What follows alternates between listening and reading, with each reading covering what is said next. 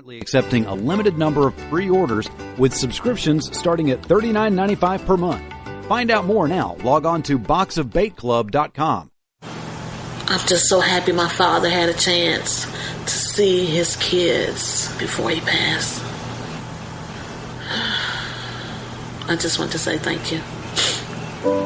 When her father fell ill, the American Red Cross was able to help get Veronica's brother home from the Navy to speak to his father one last time.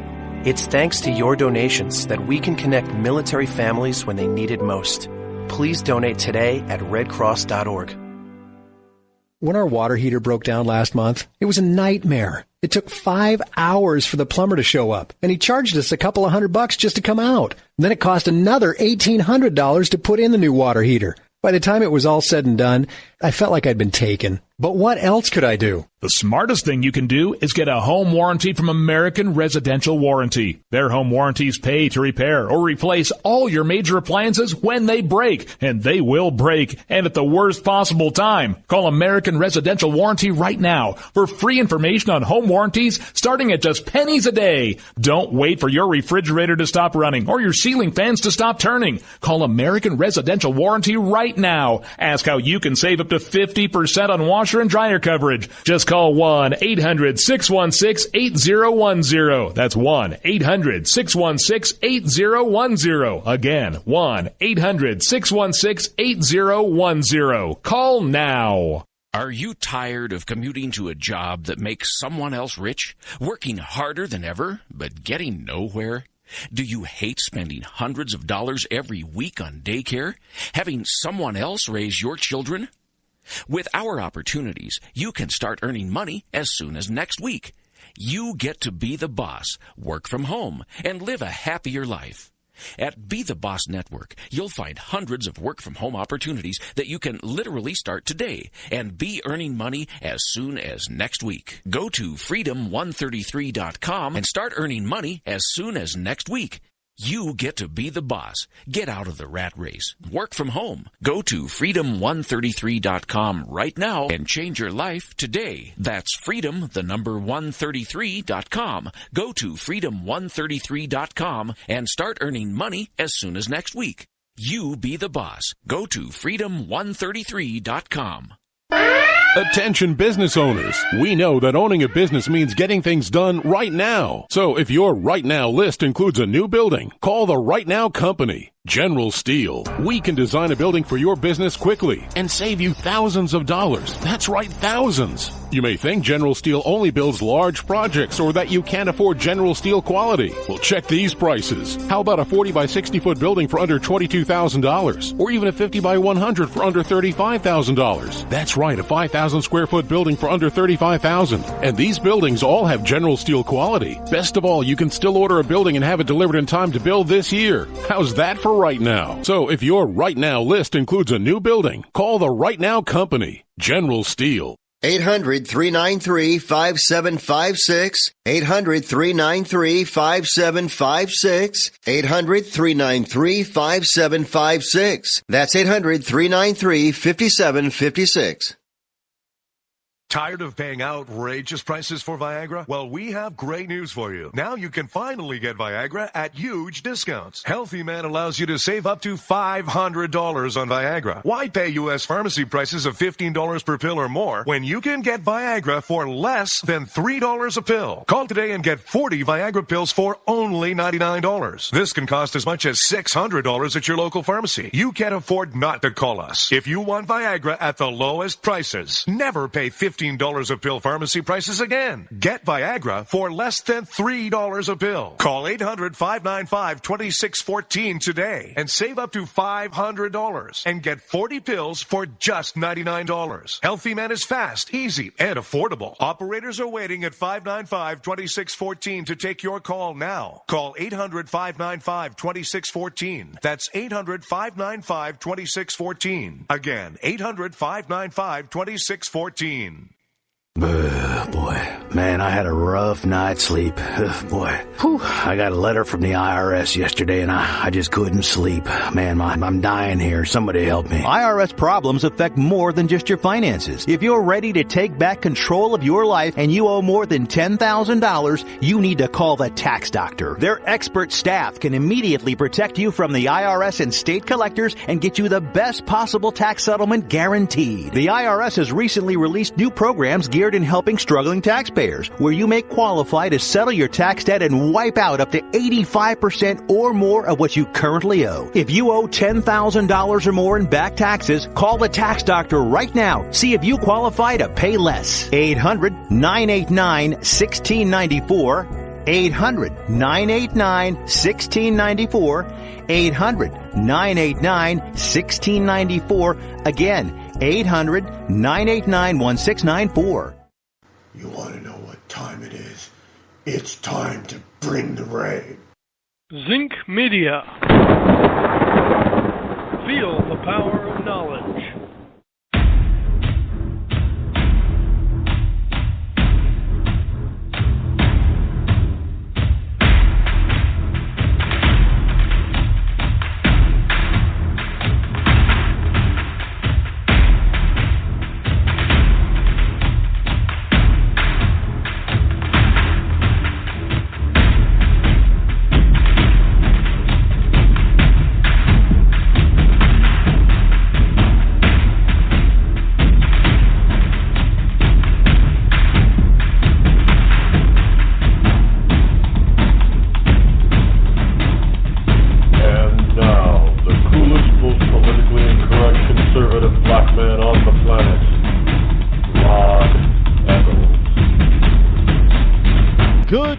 My fellow Americans, it is I, your lovable host, L. Rod, coming to you live from my bunkerized home studio somewhere within the great granite state of New Hampshire, where the state motto is still live free or die. It is not big government or bust. It is Wednesday, February the 10th in the year of our Lord 2016. The call-in number this morning is still 603-835-3224. Again, that's 603-835-3224. It is also Ash Wednesday. How appropriate that we have Ash Wednesday after the First in the Nation primary day. Yesterday was a rather incredible day. I had a very long day yesterday because of the primary, and there were some interesting people that passed through Radio Row yesterday. Yes, for those of you who had forgotten, I was on Radio Row with WLMV 90.7 Manchester, New Hampshire Family Radio. We were on the air for quite some time, from about 3 to 7. Yes, yours truly went out and voted in the primary, and then headed off to Manchester to anchor the New Hampshire Family Radio broadcasting desk. I have never been to anything like that before. This was my first time actually experiencing stuff like that from the inside, as it were. Man, it was a royal cluster, you know what. Unbelievable setup. Now, I'm not just, because, we were in a room. You had a bunch of radio stations in a room. And you would think that you would have a hard time concentrating and talking, because everybody would be in there talking and shouting everything. That was not the case. It was organized chaos. But you didn't really have a problem with other people talking around you. You were able to focus in on the people that you were talking to and talking with. But the rest of the hotel, the Radisson Hotel, it was a maddening scene. The first and second floors were just totally taken over by the media. TV, radio, satellite, even cable networks. I mean, it was just redonkulous, as they say. And amazing, and everything just seemed to go off without a hitch. But it was just amazing. Now, I had missed many of the candidates coming in, because most of the candidates, I guess, went through all their processes of addressing the media earlier in the day in the morning before I got there, which is okay. I did get some good interviews in, and there was a gentleman, and you know, I always forget these people's names, and that's my bad. A gentleman that was a part of the Hillary Clinton Department of State, and I had one of my co-hosts on the network, because it was also a part of. We also did the right group from that location, the 4 to 6 part. But I did an interview with a gentleman. Now, I don't know if you can actually get a recording of this. I should probably find out. But did an interview with a gentleman who was deep within the Clinton State Department. Now, from my understanding, after the interview, he was under the impression that he was coming to speak to a bunch of liberal radio talk show hosts. Now, I don't know why they would think that in New Hampshire, when most of the radio talk show hosts in New Hampshire are right-leaning at the least. But my co-host saved him. One of my co-hosts saved him. Because this is why I do not interview people on my program. Because as we were getting deeper and deeper into our conversation, I got to tell you, I was getting not so much emotionally ticked, but I was getting intellectually pissed. And I was starting to get to some pointed questions. And everybody else could tell that this guy was getting extremely uncomfortable. Look, there were like 4 or 5 people sitting at our table, and it just seemed like it was this guy and me. That's it. And he was getting uncomfortable, so uncomfortable that he started looking around, looking for somebody to come rescue him. Now, that was not my observance. That was everybody else's observance around the two of us. They said, yeah, Rod, it looked like he was starting to get really uncomfortable looking around for somebody to come save him. Because I wasn't buying his BS. I wasn't buying it. He was talking out of both sides of his mouth, which is typical of the Obama administration, by the way. Very typical. Now, I'm not patting myself on the back. I'm just saying that I want honest answers to my questions, because that's what the American people deserve. That is what my listeners deserve. They deserve honest. This is why I do not interview these kinds of people. Because let me tell you, you want to talk about contentious? Oh, we'd get into it. And I know some people say, well, that's why you should probably do it, right? I'm like, no, that's exactly why I should not. Because my personality and my core being will not allow me to do anything but, and that's dangerous. That is dangerous. And it's not dangerous for them, dangerous for me. Do I have fear? No, I don't have a fear, but I'm just saying I can get my point across and point out their idiocy in other ways. I don't need to be the attack dog, because I am a bulldog. When it comes to, I have always been that way. I remember when we were having a I have this BS meter that just goes off and doesn't accept things. And I remember one time when I was in high school, our school district, North Syracuse School District in New York, they had we were having, year after year for a while, there seemed to be school funding budget issues. And they'd go every year they'd go to the public and try to raise property taxes to increase the school's budget. And the property owners and people of the school district would vote it down. And then they'd come back with another budget, and everybody knew that they were going to come back with a stupid budget. There was even one year, this particular year, voters in the district voted down a budget. Then they came back with a second budget that was bigger than the first budget that got rejected. And we realized that they were doing that on purpose.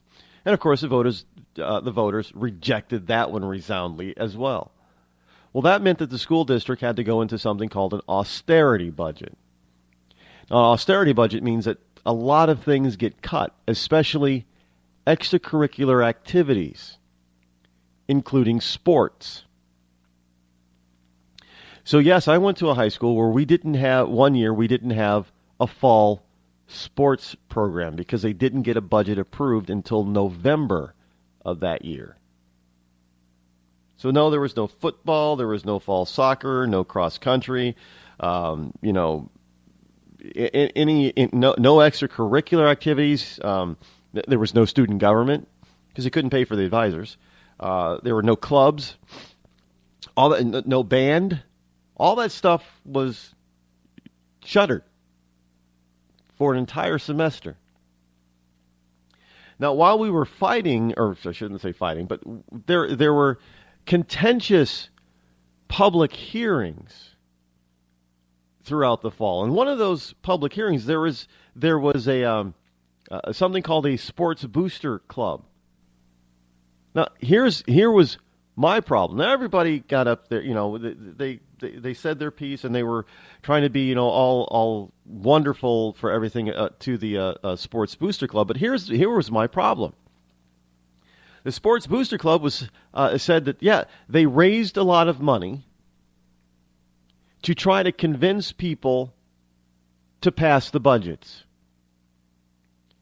So now my BS meter, even at that age, went off. And so I stood up and asked, well, if you are the Sports Booster Program, why aren't you raising money to pay for the sports programs instead of trying to get these politicians to write a decent budget? Now, the first thing that happened is all my fellow students and a bunch of adults sitting around me were trying to get me to shut up and sit down. They're on our side, Rod. Sit down. They're on our side. And I'm looking, how are they on our side when they're not helping?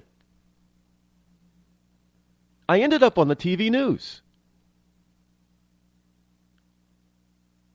Everybody else was buying their BS. I wasn't. It made no sense for you to raise $100,000 to go around spending it to try to convince people to vote yes on the school budgets that nobody wanted, instead of taking that $100,000 and putting it into this actual sports and after-school programs. That, to me, seemed to be more logical. Well, I tell you what, 2 years later, the entire program of the Sports Booster Club, it did change. They elected new officers, and they did start paying directly for sports programs instead of trying to raise money to convince people to pass school budgets. So I have a very, very delicate BS meter. And when it goes off big time. I just don't buy that crap. I just don't buy it. And neither should you. And it looks like there were a lot of people last night or yesterday, the New Hampshire primary, whose BS meters went off. Well, at least on the Democratic side, because I got to tell you, I'll get into. Well, you know what? Well, I'm gonna tackle the Republican side first, because the Democratic side is just ridiculous. Let me tell you, it's just unbelievable what's happening over there. But the Republican side of the primary,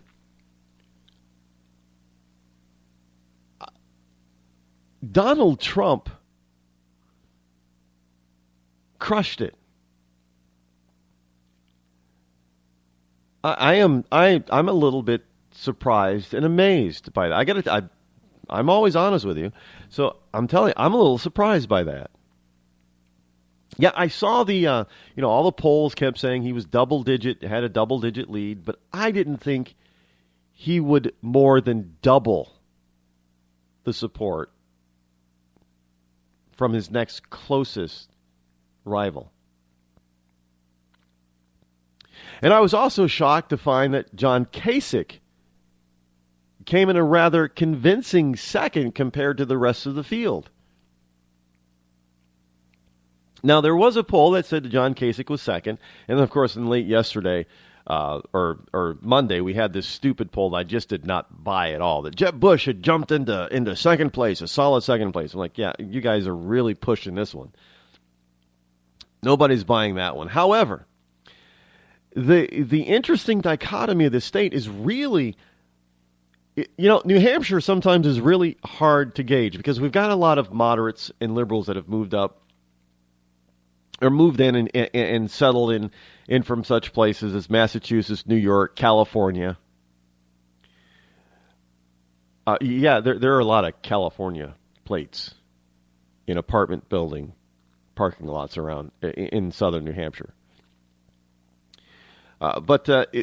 So we've been inundated with some liberalism. It hasn't come naturally.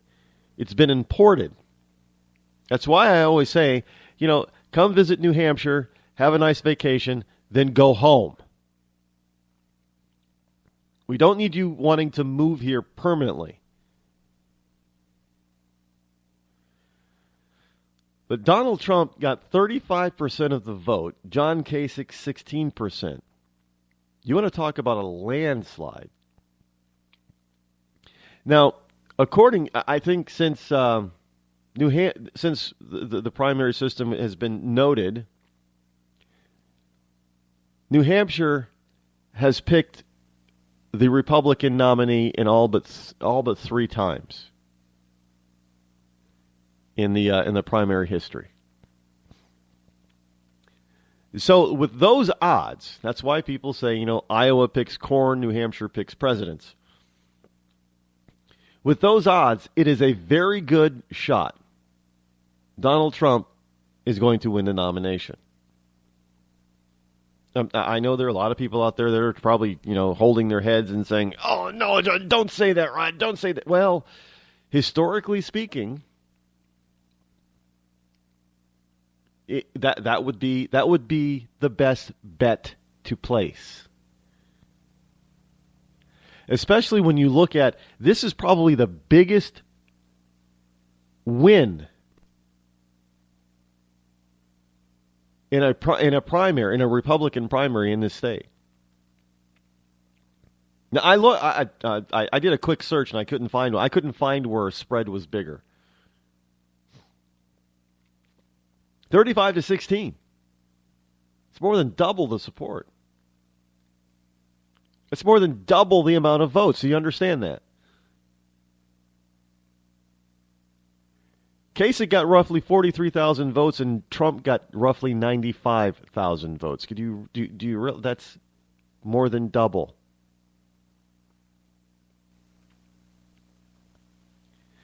So what we have here is we have the Trump train just turned into a Trump jet.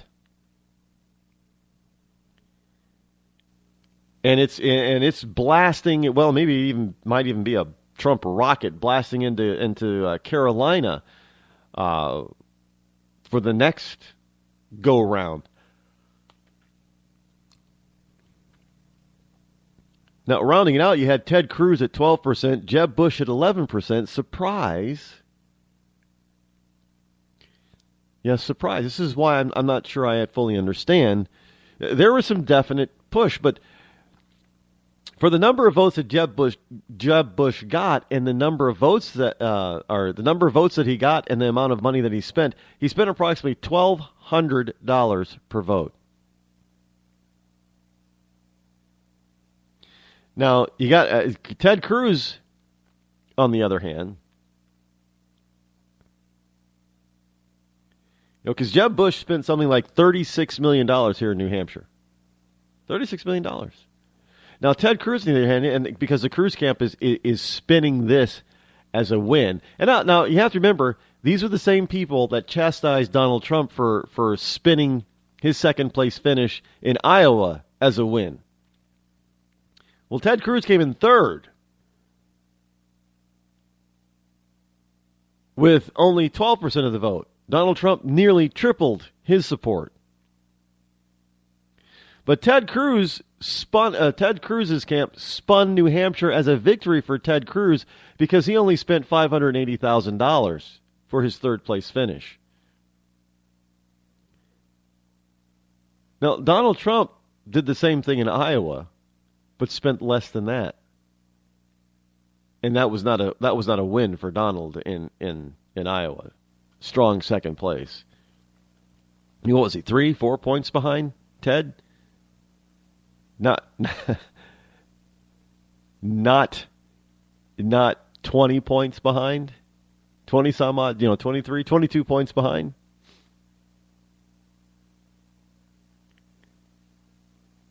But I guess Ted Cruz is saying, his camp saying, well, this is a win for Ted because it was only $580,000 spent. Even the Donald spent a little over $3 million here in New Hampshire. We only spent about $500,000. We came in third. It's a win for Cruz. Marco Rubio came in fourth, 11%. Chris Christie, surprising fifth place finish at 7%. Well, actually, Jeb and Marco kind of tied. They're less than 1,000 votes separated. This is about 500 votes separated the two. Ben Carson was at 2%, and Carla Fiorina at 4%. And now rumors are that Carson will be dropping out for good this time. And that's too bad. I did like Dr. Carson, but it is time that the field started to continue to thin out. The surprising thing is that Rand Paul still got nearly 2,000 votes, or 1%.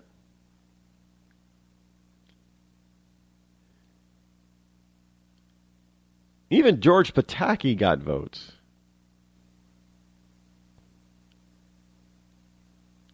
And Bobby Jindal.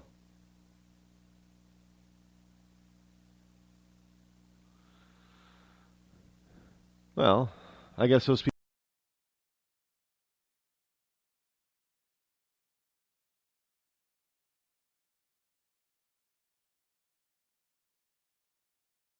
Governor Jim Gilmore, who I interviewed yesterday as well, did very poorly, only about 130 votes.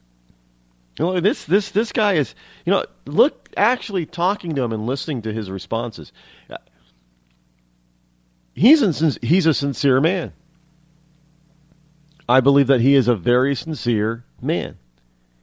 And he has got some qualifications. He's very presidential. And when you ask him a question, he answers that question, and he looks you dead in the eye to answer the question. He doesn't turn away or look away.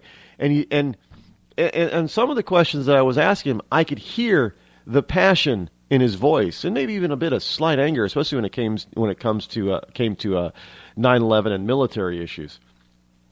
Slight anger versus what the Obama administration has been doing. I just don't. Evidently, for whatever reason, the former Virginia governor, this just wasn't his time. Wasn't his time. But he had a lot of good things. I got a lot of good things to say about Jim Gilmore.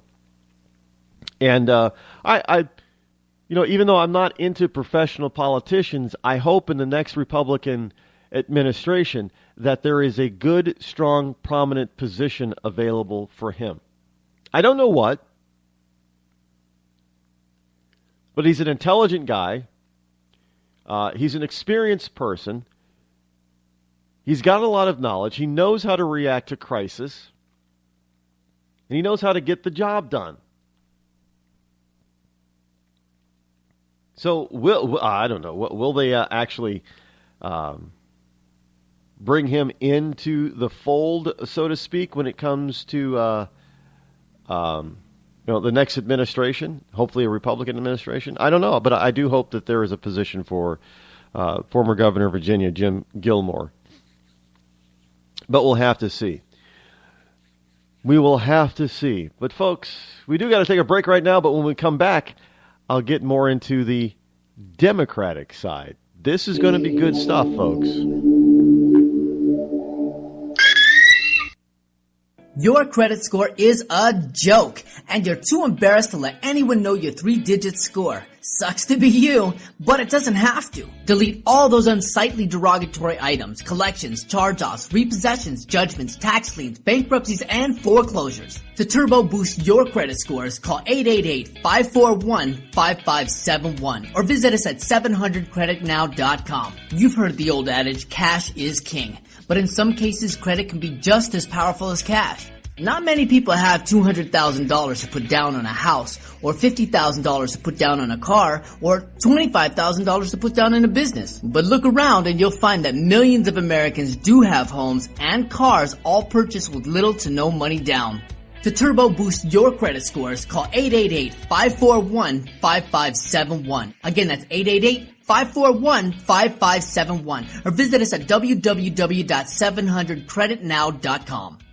When our water heater broke down last month, it was a nightmare. It took 5 hours for the plumber to show up, and he charged us a couple of $100 just to come out. Then it cost another $1,800 to put in the new water heater. By the time it was all said and done, I felt like I'd been taken. But what else could I do? The smartest thing you can do is get a home warranty from American Residential Warranty. Their home warranties pay to repair or replace all your major appliances when they break, and they will break, and at the worst possible time. Call American Residential Warranty right now for free information on home warranties starting at just pennies a day. Don't wait for your refrigerator to stop running or your ceiling fans to stop turning. Call American Residential Warranty right now. Ask how you can save up to 50% on washer and dryer coverage. Just call 1-800-616-8010. That's 1-800-616-8010. Again, 1-800-616-8010. Call now. Did you ever look at the stains in your coffee cup and then realize that's exactly what happens to your teeth? Power Swabs is the 5-minute solution to get your teeth white without visiting the dentist. This is Ben Gordon with Power Swabs, and if your teeth are stained from coffee, tea, or smoking, all it takes is 5 minutes with Power Swabs. In 5 minutes, you'll see an average of 2 shades whiter teeth, and in 7 days, 6 shades. It's clinically proven to whiten natural teeth as well as caps and veneers. The secret is a tooth detergent that was developed by Dr. Martin Ginniger that lifts stains off of your teeth. Best of all, there's no messy strips or trays that you have to leave in your mouth for an hour. Just swab your teeth for 5 minutes and you're done. To try Power Swabs risk-free, call 1-800-291-5140. That's 1-800-291-5140. I guarantee your bright white smile will have your friends talking about how great you look. Try it risk-free today. 1-800-291-5140. That's 1-800-291-5140.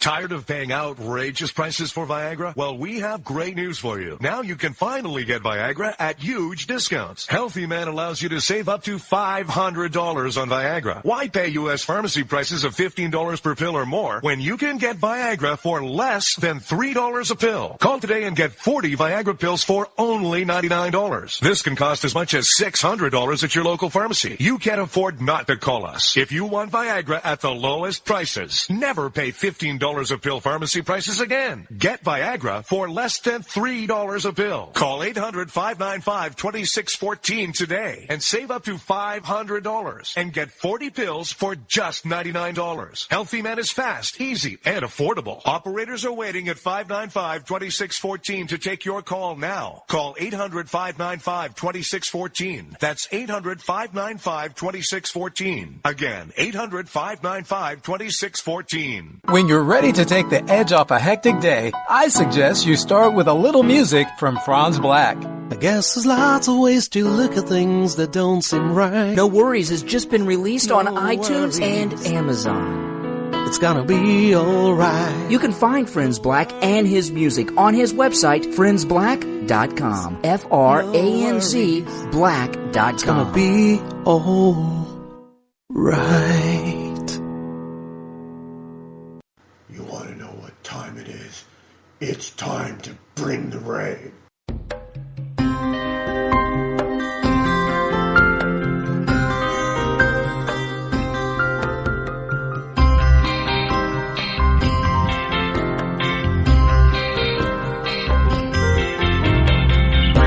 603-835-3224 is the number to call should you wish to join me here live on the Rod Eccles Show. I am your lovable host, Rod, coming to you live from my bunkerized home studio somewhere within the great grand estate of New Hampshire as we continue on with the program. I got something here before I get into the Democratic results of the primary. This is I got this off of Facebook. This is a Facebook posting. This person is sharing this statement monthly because there are people that say it says it all. Now, it's about Bernie Sanders. There is a secret, and this is the statement now. This is obviously not me. This is the statement by one Randolph Greer. Greer. Randolph Greer. There is a secret to being a supporter of Bernie Sanders. It is something that totally escapes the thinking of most Democrats and Republicans.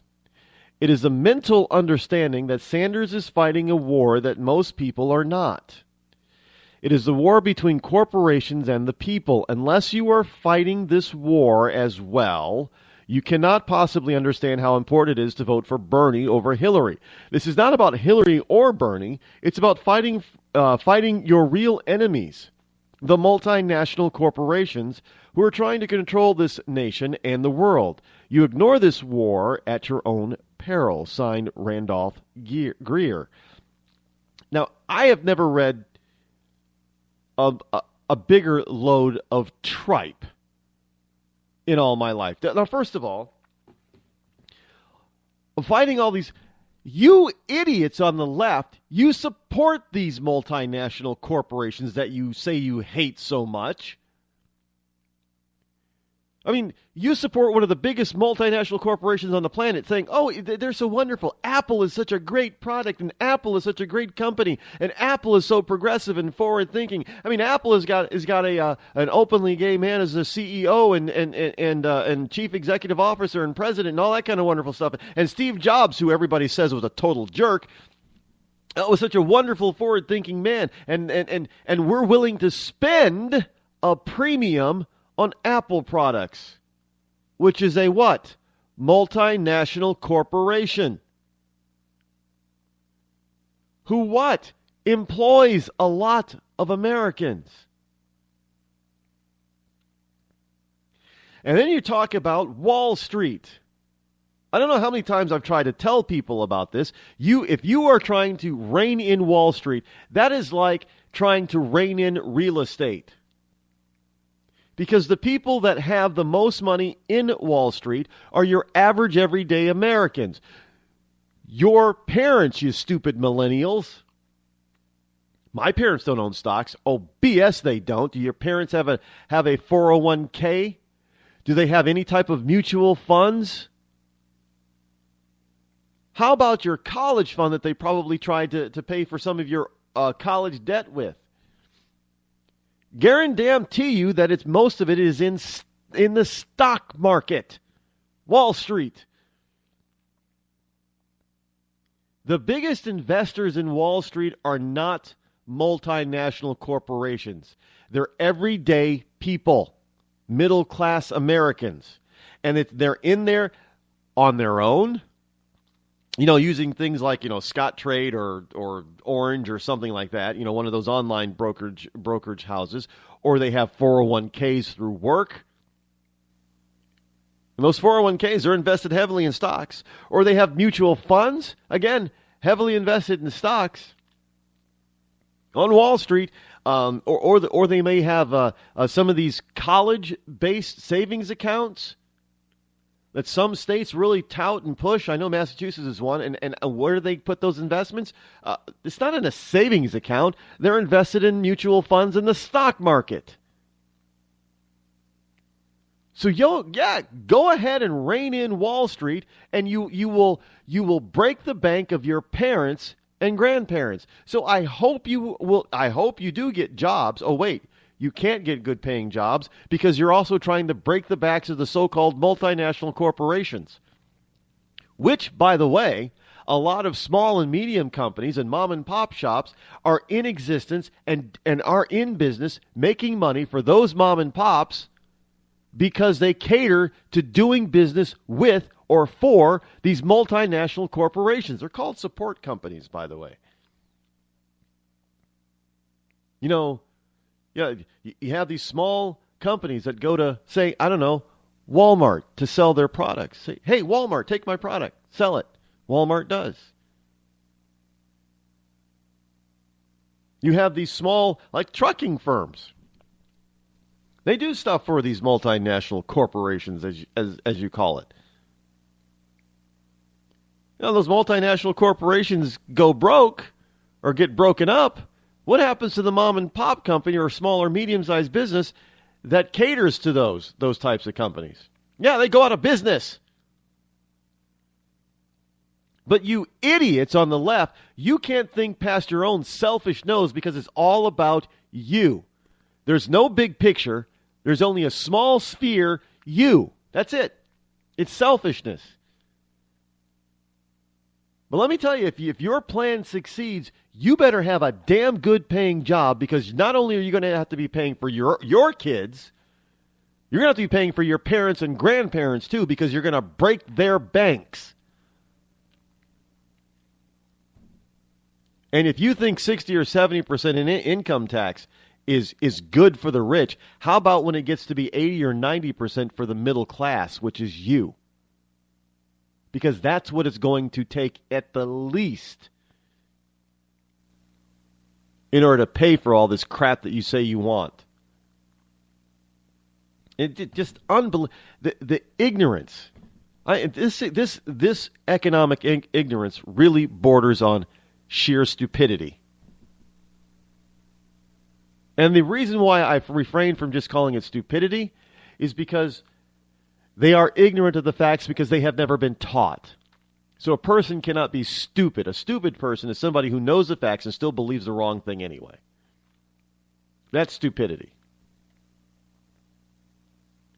You know, it's kind of like, stupidity is, let me put it this way in simple terms. Stupidity is hitting your thumbnail with a hammer and yelling and screaming, ow, that hurts. And then saying, well, maybe this time when I hit it, it won't hurt so bad. And you hit it again, and it hurts just as bad as the first time. And then you go back and you say, well, maybe it won't hurt now because it's already hurt so much. So you go and you hit it a third time. That's stupidity. Ignorance is you were never taught that hitting your thumb with a hammer was going to hurt. You didn't know because nobody taught you. But stupidity is knowing that it hurts, and you do it again and again and again. That's the difference. And these kids today are just woefully ignorant.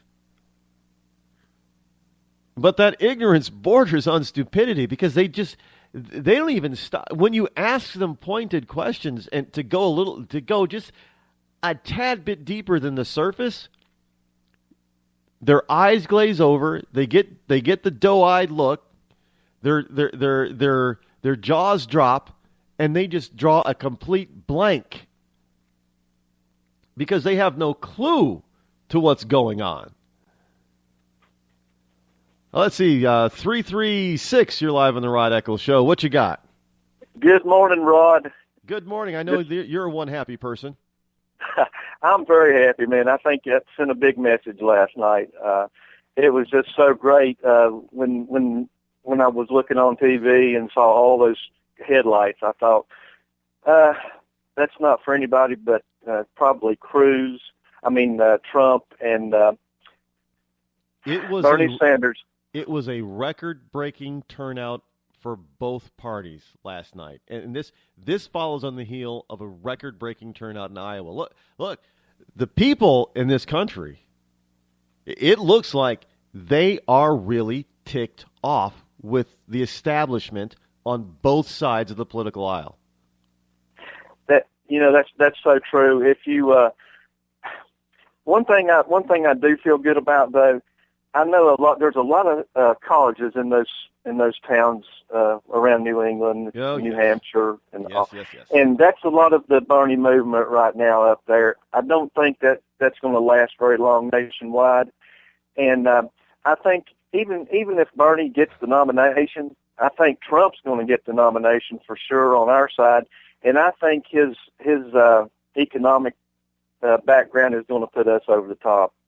I think this country. It's interesting you should mention the Sanders thing because everybody says that the socialism stuff won't play so well down south, but the problem is that maybe Bernie will falter a little bit in the South, but the rest of the country seems, from the polls that we're starting to see, has got this a toss-up for one when it should not be a toss-up. It should be Hillary Clinton's no matter what, but it is not.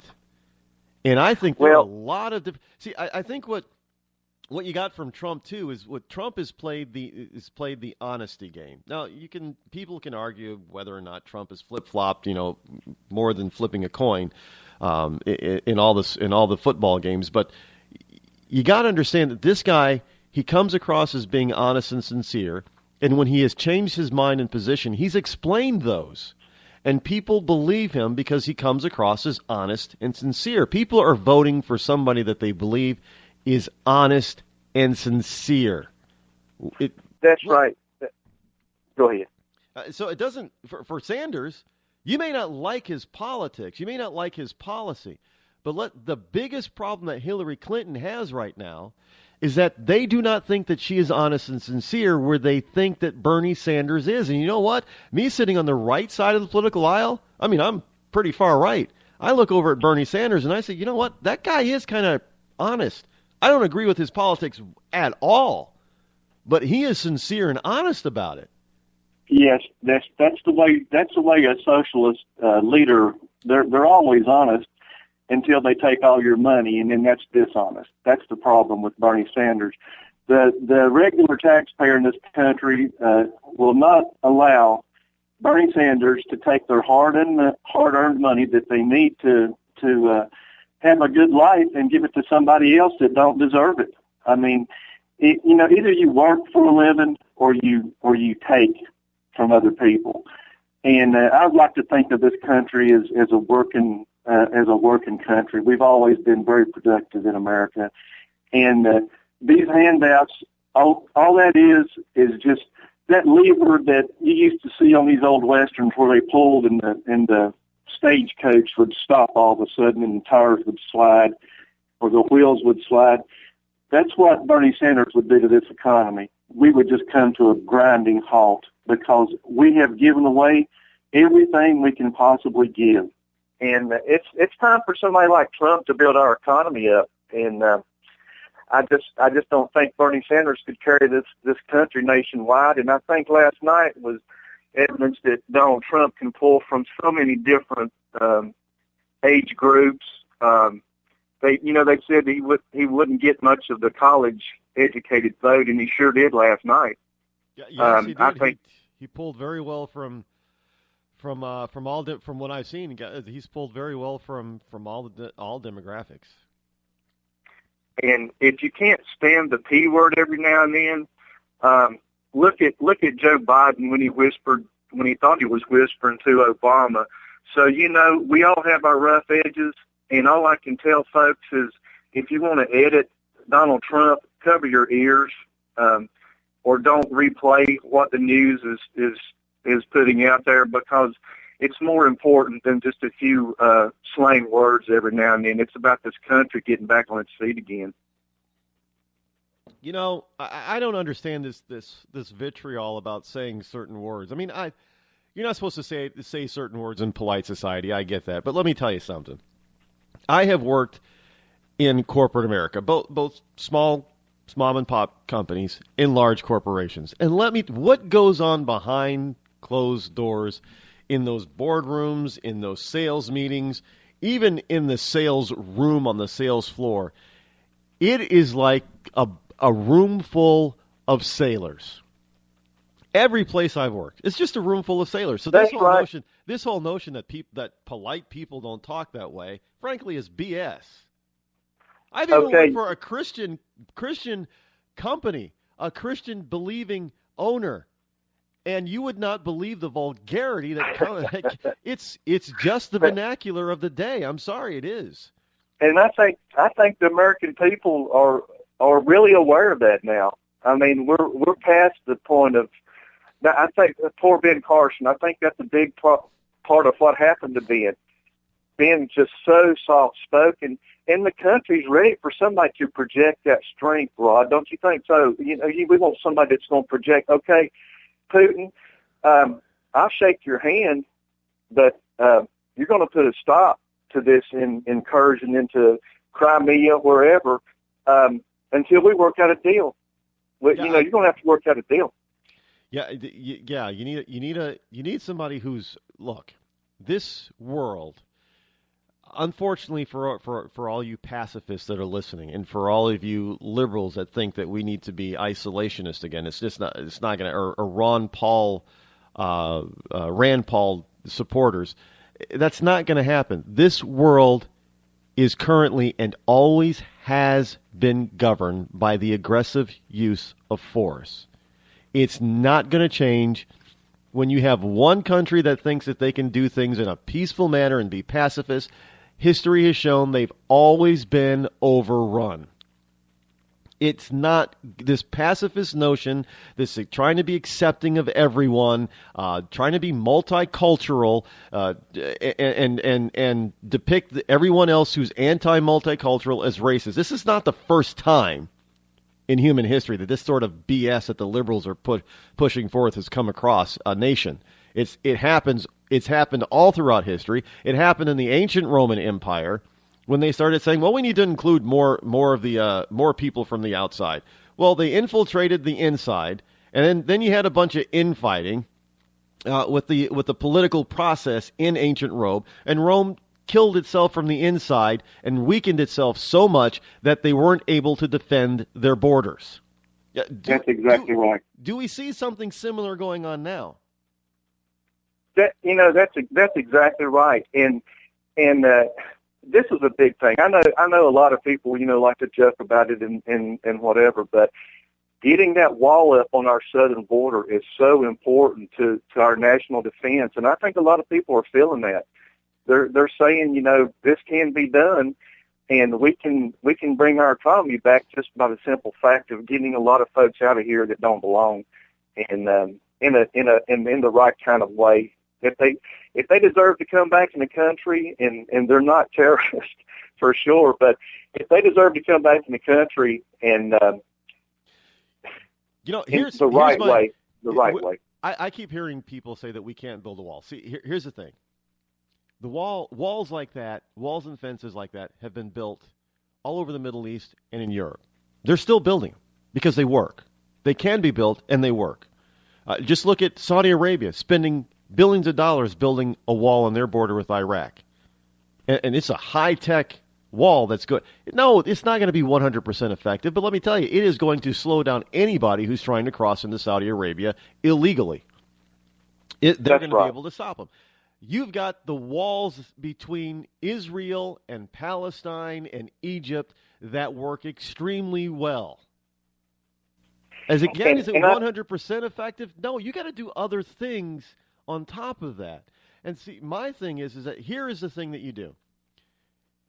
If you want to prevent illegals from coming in here and squatting on our property, you make it very uncomfortable for them to be here. In other words, you start really punishing companies that knowingly hire illegal immigrants. You make it so they cannot live. You start punishing landlords who rent to illegal immigrants. If you make it nearly impossible for them to actually make a living here, they will go home and not come across.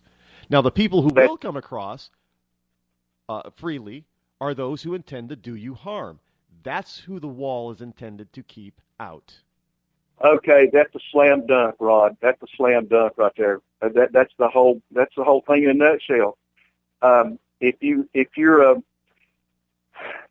I don't know, especially if you live along that southern border. I mean, how scary is that to know that you don't really know who's coming across and traveling across your city? I mean, it's just. I'm just glad we got a strong candidate I think Trump is going to be our strong. I think the defense of this country is keeping Americans safe. To me, is a priority, yeah. and I'd like to think millions of people feel that way too. I think a lot of Americans are starting to feel that pinch, and they're starting to understand that we cannot keep going down this same road that we're going. I just hope that come November that there's enough of them that act like adults and realize that, that you can't keep putting your hand in the cookie jar because eventually you're going to run out of cookies. That's right. And one thing about it, go ahead. Right now, what we have is a bunch of people, mostly younger people, who are sticking their hands in the cookie jar and thinking that the cookies are going to last forever. And we know that don't happen.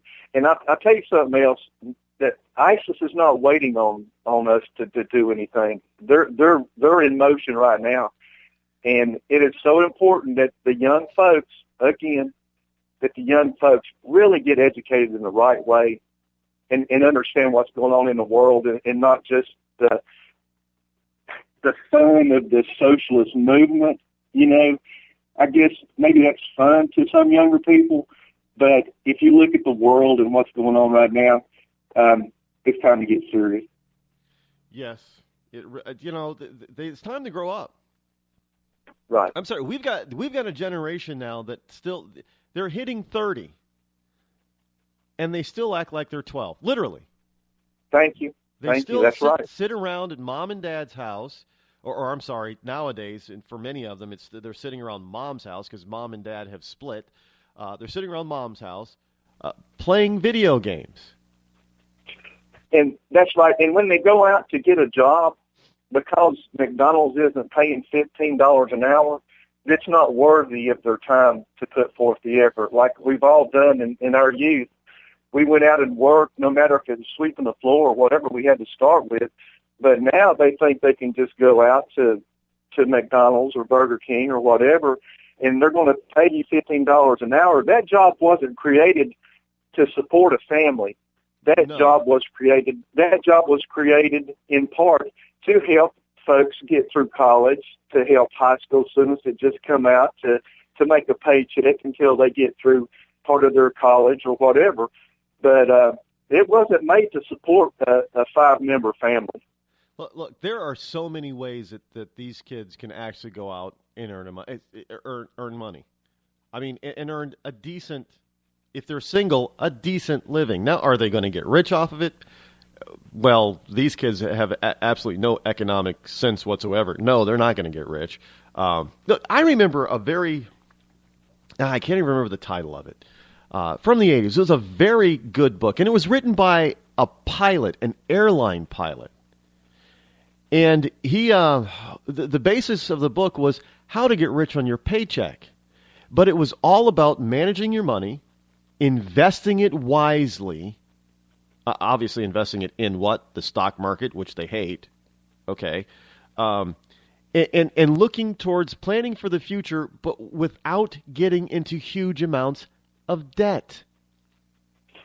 It was a number one seller back in the 80s, and I go through, I constantly look at business publications, and what I'm seeing now for business publications being in the top 10 and top 20 and top 50 is all about social media. There's very little about personal responsibility, personal finance. It's all turned into this, well, the veil is grow your company on social media.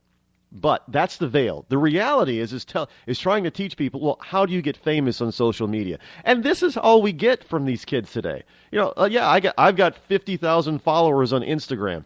Really? Well, have you monetized that followership? Right. Well, no. That's exactly right. Hello, you're an idiot then. Why would you do that? Just so you could be a celebrity in your own mind? Money for nothing.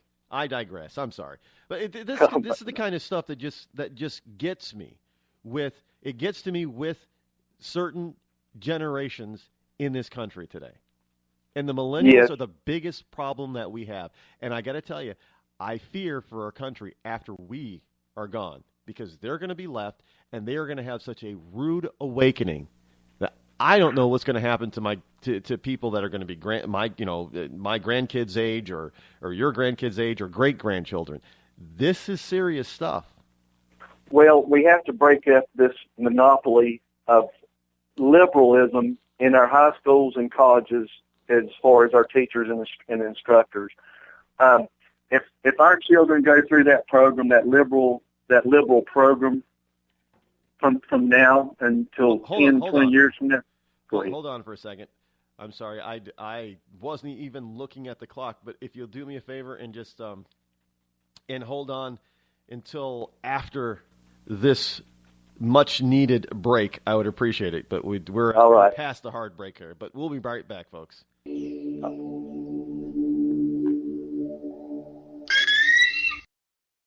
Give a man a fish and you feed him for a day. Sign him up for the Box of Bait Club and he'll never be hungry again. The Box of Bait Club is a brand new dream come true for every fisherman. Something new and different in your tackle box every month. Every month, another excuse to get outside and do what you love. Don't let this one get away. The Box of Bait Club is currently accepting a limited number of pre-orders with subscriptions starting at $39.95 per month. Find out more now. Log on to boxofbaitclub.com. I'm just so happy my father had a chance to see his kids before he passed. I just want to say thank you. When her father fell ill, the American Red Cross was able to help get Veronica's brother home from the Navy to speak to his father one last time. It's thanks to your donations that we can connect military families when they need it most. Please donate today at redcross.org. When our water heater broke down last month, it was a nightmare. It took 5 hours for the plumber to show up, and he charged us a couple of $100 just to come out. And then it cost another $1,800 to put in the new water heater. By the time it was all said and done, I felt like I'd been taken. But what else could I do? The smartest thing you can do is get a home warranty from American Residential Warranty. Their home warranties pay to repair or replace all your major appliances when they break, and they will break, and at the worst possible time. Call American Residential Warranty right now for free information on home warranties starting at just pennies a day. Don't wait for your refrigerator to stop running or your ceiling fans to stop turning. Call American Residential Warranty right now. Ask how you can save up to 50% on washer and dryer coverage. Just call 1-800-616-8010. That's 1-800-616-8010. Again, 1-800-616-8010. Call now. Are you tired of commuting to a job that makes someone else rich? Working harder than ever, but getting nowhere? Do you hate spending hundreds of dollars every week on daycare? Having someone else raise your children? With our opportunities, you can start earning money as soon as next week. You get to be the boss, work from home, and live a happier life. At Be the Boss Network, you'll find hundreds of work-from-home opportunities that you can literally start today and be earning money as soon as next week. Go to freedom133.com and start earning money as soon as next week. You get to be the boss. Get out of the rat race. Work from home. Go to freedom133.com right now and change your life today. That's freedom133.com. Go to freedom133.com and start earning money as soon as next week. You be the boss. Go to freedom133.com. Attention business owners. We know that owning a business means getting things done right now. So if your right now list includes a new building, call the Right Now Company. General Steel. We can design a building for your business quickly and save you thousands of dollars. That's right, thousands. You may think General Steel only builds large projects or that you can't afford General Steel quality. Well, check these prices. How about a 40 by 60 foot building for under $22,000? Or even a 50 by 100 for under $35,000? That's right, a 5,000 square foot building for under $35,000. And these buildings all have General Steel quality. Best of all, you can still order a building and have it delivered in time to build this year. How's that for right now? So if your right now list includes a new building, call the Right Now Company. General Steel. 800-393-5756. 800-393-5756. 800-393-5756. That's 800-393-5756. Tired of paying outrageous prices for Viagra? Well, we have great news for you. Now you can finally get Viagra at huge discounts. Healthy Man allows you to save up to $500 on Viagra. Why pay U.S. pharmacy prices of $15 per pill or more when you can get Viagra for less than $3 a pill? Call today and get 40 Viagra pills for only $99. This can cost as much as $600 at your local pharmacy. You can't afford not to call us. If you want Viagra at the lowest prices, never pay $15 a pill pharmacy prices again. Get Viagra for less than $3 a pill. Call 800-595-2614 today and save up to $500 and get 40 pills for just $99. Healthy Man is fast, easy, and affordable. Operators are waiting at 595-2614 to take your call now. Call 800-595-2614. That's 800-595-2614. Again, 800-595-2614. Boy, man, I had a rough night's sleep. Boy, I got a letter from the IRS yesterday, and I just couldn't sleep. Man, I'm dying here. Somebody help me. IRS problems affect more than just your finances. If you're ready to take back control of your life and you owe more than $10,000, you need to call the tax doctor. Their expert staff can immediately protect you from the IRS and state collectors and get you the best possible tax settlement guaranteed. The IRS has recently released new programs geared in helping struggling taxpayers, where you may qualify to settle your tax debt and wipe out up to 85% or more of what you currently owe. If you owe $10,000 or more in back taxes, call the tax doctor right now. See if you qualify to pay less. 800-989-1694. 800-989-1694. 800-989-1694. Again, 800-989-1694. Zinc Media. Feel the power of knowledge.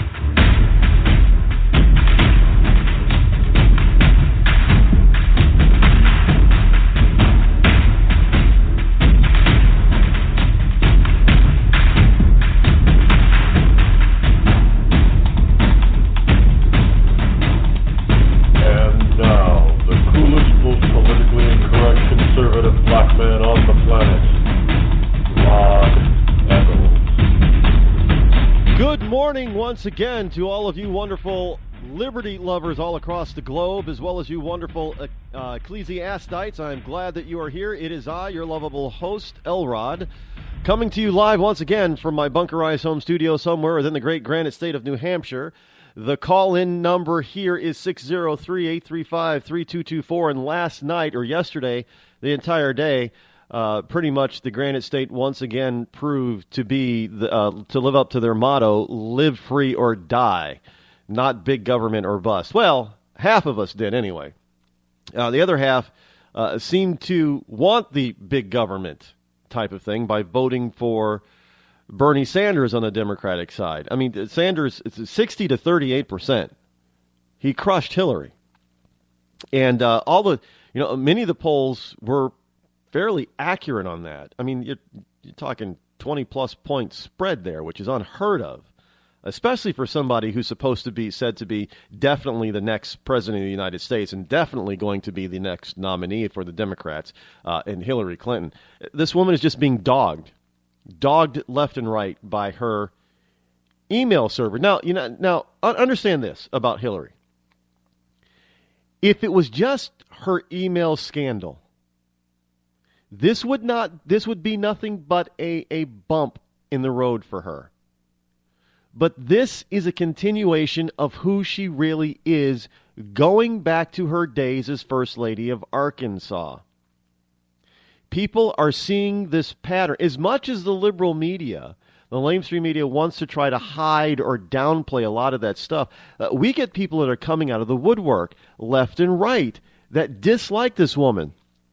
People that work directly with her. maybe not necessarily for her, but directly with her, that cannot stand her. White House, when she was the first lady, you've got White House staffers left and right who absolutely love Bill for whatever reason, coming out and saying, oh, she was a biddy. We couldn't stand Hillary. When Hillary came, people left the room. And that continued into the State Department, as a senator, actually, and into the State Department when she became Secretary of State. There are people that, to this day, that worked for her in the State Department that just cannot stand her. And that is because of her lies, or her manipulations, her ability to somehow go along with her husband, break the law, and get away with it. And now all of her chickens are coming home to roost, to quote a famous pastor. So it is. It's just one of these interesting things that you got to look in and say that, okay, people are finding now. First of all, people believe Bernie Sanders to be honest. I do believe Bernie Sanders to be honest, and let me preface that by saying on the surface, because Bernie Sanders actually isn't very honest when you start looking below the surface. Bernie Sanders is telling everybody a lie about socialism by omitting the facts about what it's really going to take for him to achieve his socialistic utopia. They all believe that only the rich are... Even when they put out his economic plan or his tax plan, people always point to the one that was released first. That, yeah, all these wonderful rich people are going to get hit by taxes, but he does not show them and does not tout the complete tax plan where everybody's taxes, even those who make less than $18,000 a year under Bernie Sanders, everyone's income taxes goes through the roof. That's a lie by omission. That's still a lie. But everybody believes that on the surface that Bernie Sanders is an honest and straightforward guy. And he is. He is on the surface. I mean, he tells you straight up, I'm a socialist.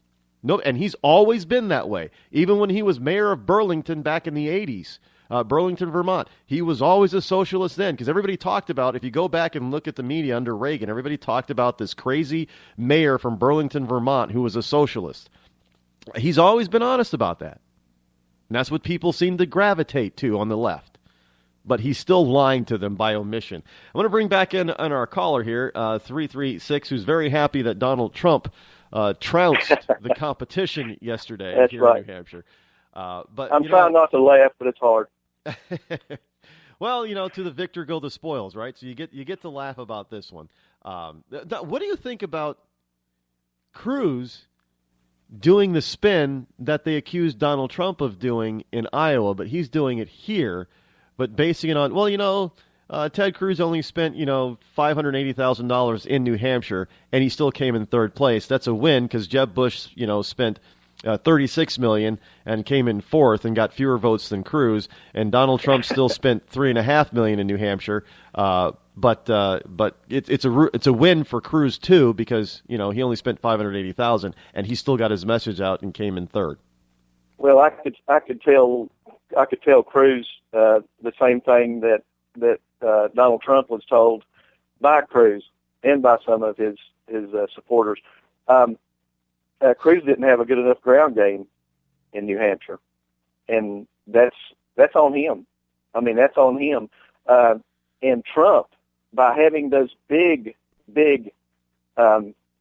rallies, how in the world could Donald Trump go door to door in some of these smaller towns anyway, as far as the crowds that would be behind him trying to see him? It's just not practical in some areas for him to do that. But Cruz has no excuse. There's no excuse, and he really sunk a lot with the whole Ben Carson thing. No matter who did what, that was a big problem. Same with Rubio. Sometimes if you stick your foot out there too far, you're going to step in a trap, and they both did that to themselves.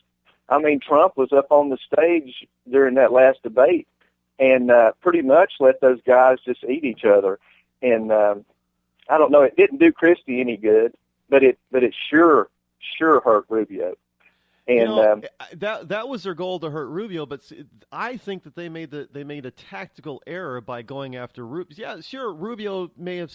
It seemed like he had some momentum coming out of Iowa, but he was the wrong candidate because the polls told everybody that even though Rubio had some momentum, that there were two other people that they really should have been paying attention to. And of course, one of those people, I didn't believe it, but then I realized after the results came in and I started listening to people, Kasich had a huge ground game. Kasich even went to the small town of Dixville Notch personally. Now, he won up there. I mean, this guy had a ground game here. I did not see that kind of support because it was quiet support because he was on the ground doing that kind of thing. They should have been going after Kasich and Trump, who was the obvious front runner. Why would you go after the person who seemed to be who may have come in third, most likely would have been fourth? Why would you waste your time on that? That didn't make any sense to me. Go ahead. I'm sorry. I don't get it. But one of the things that I know about the ground game around here is that Sanders had a huge ground game, and that's probably because New England and New Hampshire is such a college-centered college-centered state. I mean, we got colleges all over the place. We even got Dartmouth, So it's there's a lot of college labor, if you will, that can get out there and work the. I mean, look, I had people come to my door for Sanders 3 different times in the past 2 weeks. Wow! And they were 3 people at a time. I had 9 different kids come to my door. Well, wow. 8 kids. One time in the group of 3, there was an older gentleman. I'm going to say older. He was probably in his late 30s, early 40s, so he wasn't a college kid. Well, who knows? Maybe he was in college, but he wasn't a college kid. Practical, yeah. But 8 college kids coming to my door 3 different times in 2 weeks for Sanders. So there was a huge movement, ground game for Sanders. And evidently because Kasich came in second, and knowing where he went in all the town hall meetings that he had and all the handshaking that he did, actually himself doing door-to-door, he also had a decent ground game, which paid off for him. But Trump, on the other hand, Trump being the billionaire that he is and understanding that sometimes you have to be efficient, and the efficient part of business is having these massive rallies. Volume. And that paid off big time. And the rest of the field, except for maybe Kasich, did not understand that. They missed the boat on that. And I think that speaks to what's going to happen on down the road, Rod. I think Trump will work on the ground some, I'm sure, but he's drawing these massive, large crowds at his rallies, and I don't see anybody else being able to do that. Well, I think one of the things that they also felt is that would those people at those massive rallies actually turn out to vote? Now, I hope that has put that question to rest. Yes, I believe he has, and that's Hillary's problem right now too. She was drawing maybe 200 or 300 folks in these little gyms and whatnot, so she's doing it the way a lot of the Republican candidates are doing it against Trump. But Bernie was drawing these big rallies. Remember, he's drawing 30,000 people, 20,000 people. He ate her alive in volume, and that in this political era we're living in, that's what it's all about right now. Now let me preface something, because I've been yesterday I was getting hit on Twitter a lot for this stuff, and I don't know where this comes from. I mean, if I say something positive about Trump, I get the Cruz and even now some Rubio people accusing me of being a Trumpster. And if I say something positive about Cruz, I'm getting hit by Trump people for being a Cruz supporter. And then if I say that I don't openly support either one of the candidates, I'm getting hit by some people that say I am a P word, I'm a pussy for not taking a stand and supporting somebody. No matter how I go, I can't win. I'm offended you said that. I just want you to know I'm offended you said that. Anyway, go ahead. So I have to say that I am not a Trumpster. I'm not a Cruiser. I'm not a Rubiite or whatever they call them. I'm not coming across as being supportive of anybody on the air. That's not my job. My job is just to get the information out and make sure that people have the actual facts. And I'm telling you, the facts are that Trump has got it going on. There you go. There you go. Well, see, you have to be an official on the radio. You have to call this game as it's being played. You can't, if you're an official, you can't go out there and say, this is the play you need to run. And that's what our job is as supporters. We need to call in and try to get our crew on down the field toward the touchdown. And as a radio host, man, I like I said the other day, I really appreciate the fact that we can call in. Everybody's equal. Everybody can call in equally, and I just, I'm grateful. Yeah, I wish more people would from the other candidates would look. Again, I'm listening to, over the past week or so, I've been listening to all kinds of different talk show hosts from ultra-conservative people would be considered ultra-conservative to the moderate Republican to even some Democrats. And let me tell you something. There are two people whose supporters are calling in droves, and that's Trump supporters and that's Sanders supporters. The other guys' supporters seem to be silent. I can't figure out why. There's not enough gas in the engine for these other politicians. I mean, there's not enough gas in the engine. They're not going to be able to go from the East Coast to the West Coast and get and garner all the support that Trump is doing. There's just no way. Cruz, Rubio, whoever. When you, like down in Florida, if you're struggling to have any momentum in your own state, you're in trouble. I mean, you are in trouble. Yeah, and I got to tell you, it's not just talk shows where the support is being shown. If you look at social media, you would think that there are currently only two people running, Sanders and Trump. It's the Trump-Sanders show. That's what it is. My observation is, people, that's exactly what's happening right now. And you other people who support other candidates, it is your own fault that this has gotten this way. If you think that Trump is the wrong person, well, it's your fault, because these people are just flooding the airways and flooding the social media, and this is the message that everybody is seeing. And this is how they're garnering even more and more support, because they don't see the message from the other candidates, not even Hillary. And let's face it, the only thing that Hillary's got is a bunch of negative press right now. That's right. I mean, in order to combat negative, for every piece of negative press that you get, you've got to combat it with at least 3 to 5 pieces of positive press. She's not even getting one-to-one right now, so that's bad for her. And she's looking. And I hate to say it, I don't mean this in a real mean-spirited way, but she's looking extremely tired. And I mean, this is early on to be looking so tired and haggard. I mean that. You need to be. When I see Trump up there, man, I'm seeing, okay, this guy's 69 years old, whatever. He looks like he's got enough energy to run through the stadium and back. And I mean, that's what it's going to take. This country needs an engine like that. We need to get this motor cranked up and going. And Hillary is just a flat tire right now. Yeah, that's one way to put it. She is looking a little haggard, and I watched her concession speech last night, and it's not because I dislike the woman, because I do, but it was just hard to listen to her shrill voice. It was really hard to listen to her. Oh, I know. People talk about Rubio being a robot. I listened to the Sanders victory speech last night. Now, that guy sounded like he was a computer voice. He was reading his speech, but he was reading it so poorly, it sounded like he was a robot. Literally. Right. That's right. But Hillary, when you contrast Hillary, though, she sounds like the old fingernails down the chalkboard. It's like, oh man, I have got to turn the volume down. Why did I even stop at this channel? I would, but look, I do this all the time. I say I'm going to take the arrows. I'm going to take the bullets for my listeners, so they don't have to go through this. And I got 60 seconds into her. I don't know how long it lasted, but I got 60 seconds into it, and I was just saying, when are you going to be done? You're still talking. When are you going to be done?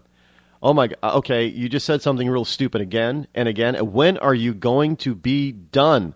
And then finally, when she was done, It was. Remember when Bill Clinton first gave his national speech when he first came aboard nationally, and he said in conclusion, and everybody in the Democratic Hall, they all cheered. That's how I felt. Another Clinton did it. You got me to the point saying, "Oh, thank God she's over." I mean, right. That's right. It was that hard. It was that hard to sit through. I can only imagine. I don't know. And the same thing with Sanders. Sanders was just so robotic. And I was just saying, people, please stop cheering after every other sentence so he can get done. Right. And I'm going to say one more thing, Rod, and then I'm going to get off. Our educational system, if we don't get some kind of equality in the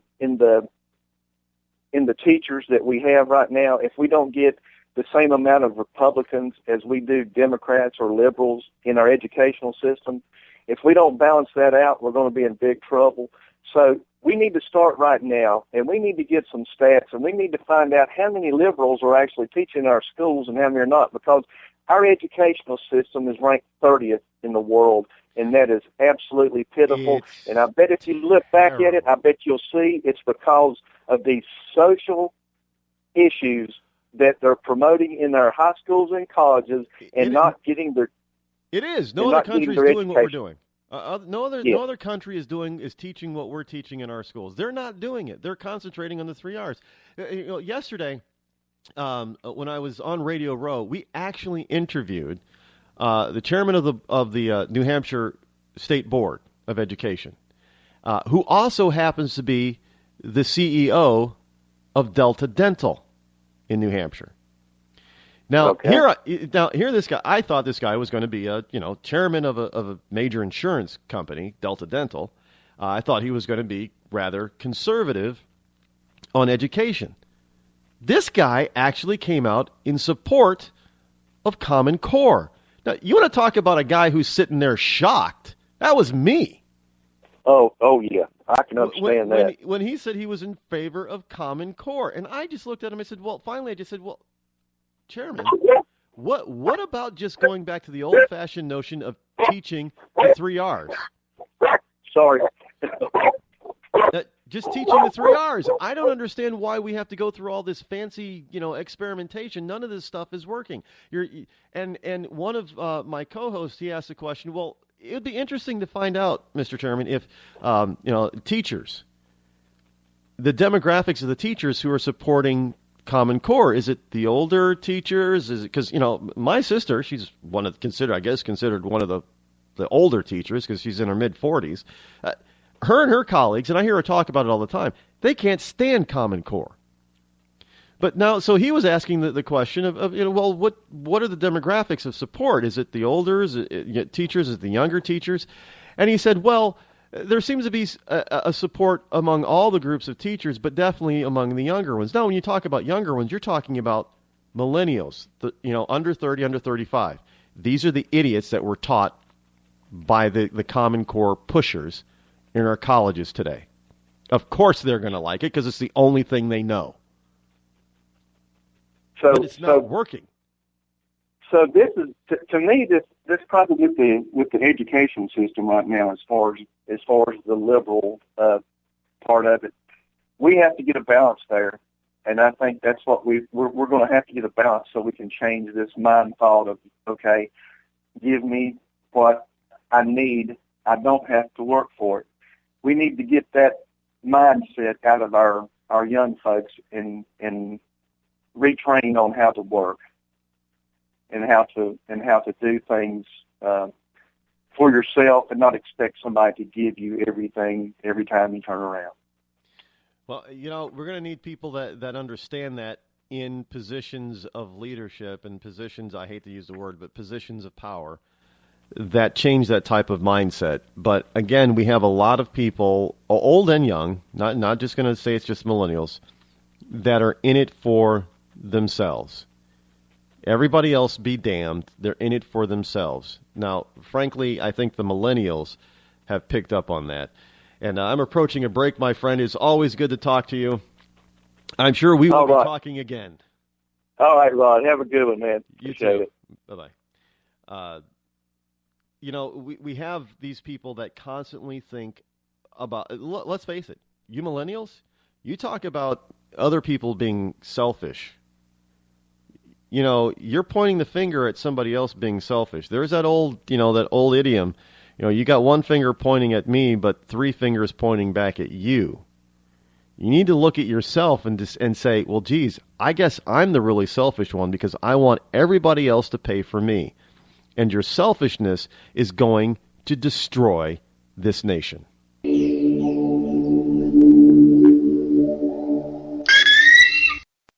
Your credit score is a joke, and you're too embarrassed to let anyone know your 3-digit score. Sucks to be you, but it doesn't have to. Delete all those unsightly derogatory items, collections, charge-offs, repossessions, judgments, tax liens, bankruptcies, and foreclosures. To turbo boost your credit scores, call 888-541-5571 or visit us at 700creditnow.com. You've heard the old adage, cash is king. But in some cases, credit can be just as powerful as cash. Not many people have $200,000 to put down on a house, or $50,000 to put down on a car, or $25,000 to put down in a business. But look around and you'll find that millions of Americans do have homes and cars all purchased with little to no money down. To turbo boost your credit scores, call 888-541-5571. Again, that's 888-541-5571. Or visit us at www.700creditnow.com.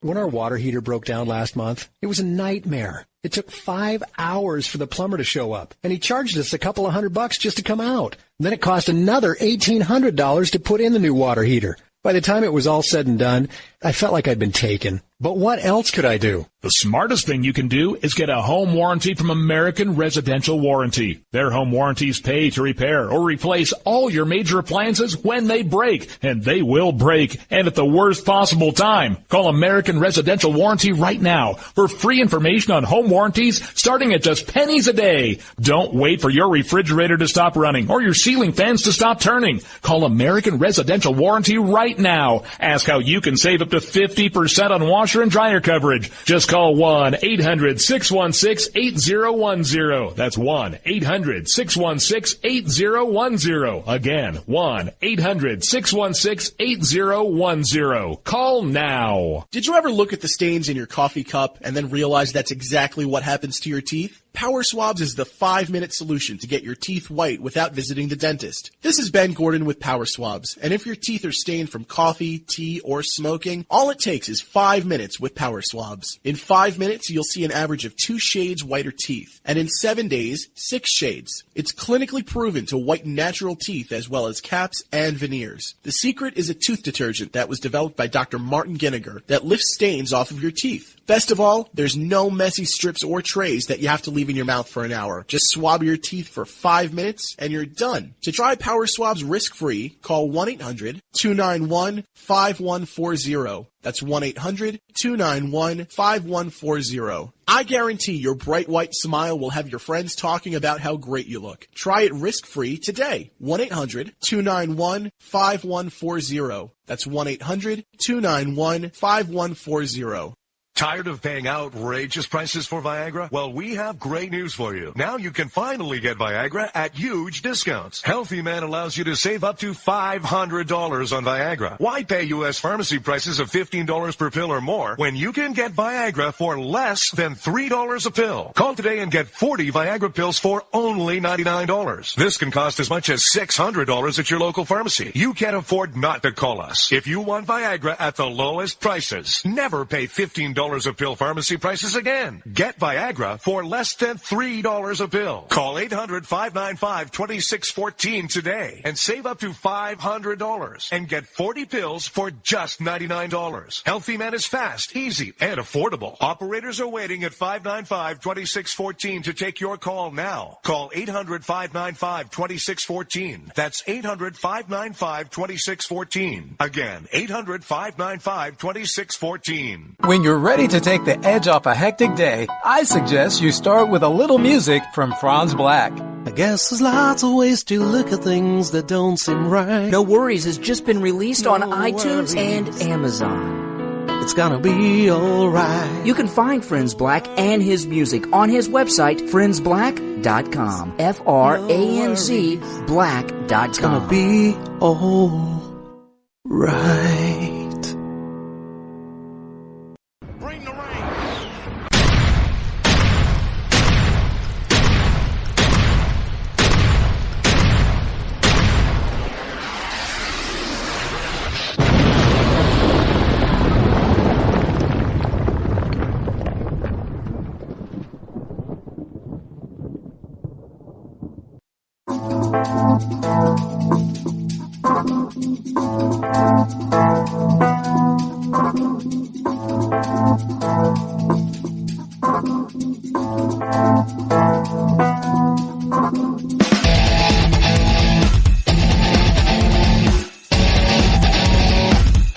603-835-3224 is the number to call and be on the air live here with your lovable host, Rod.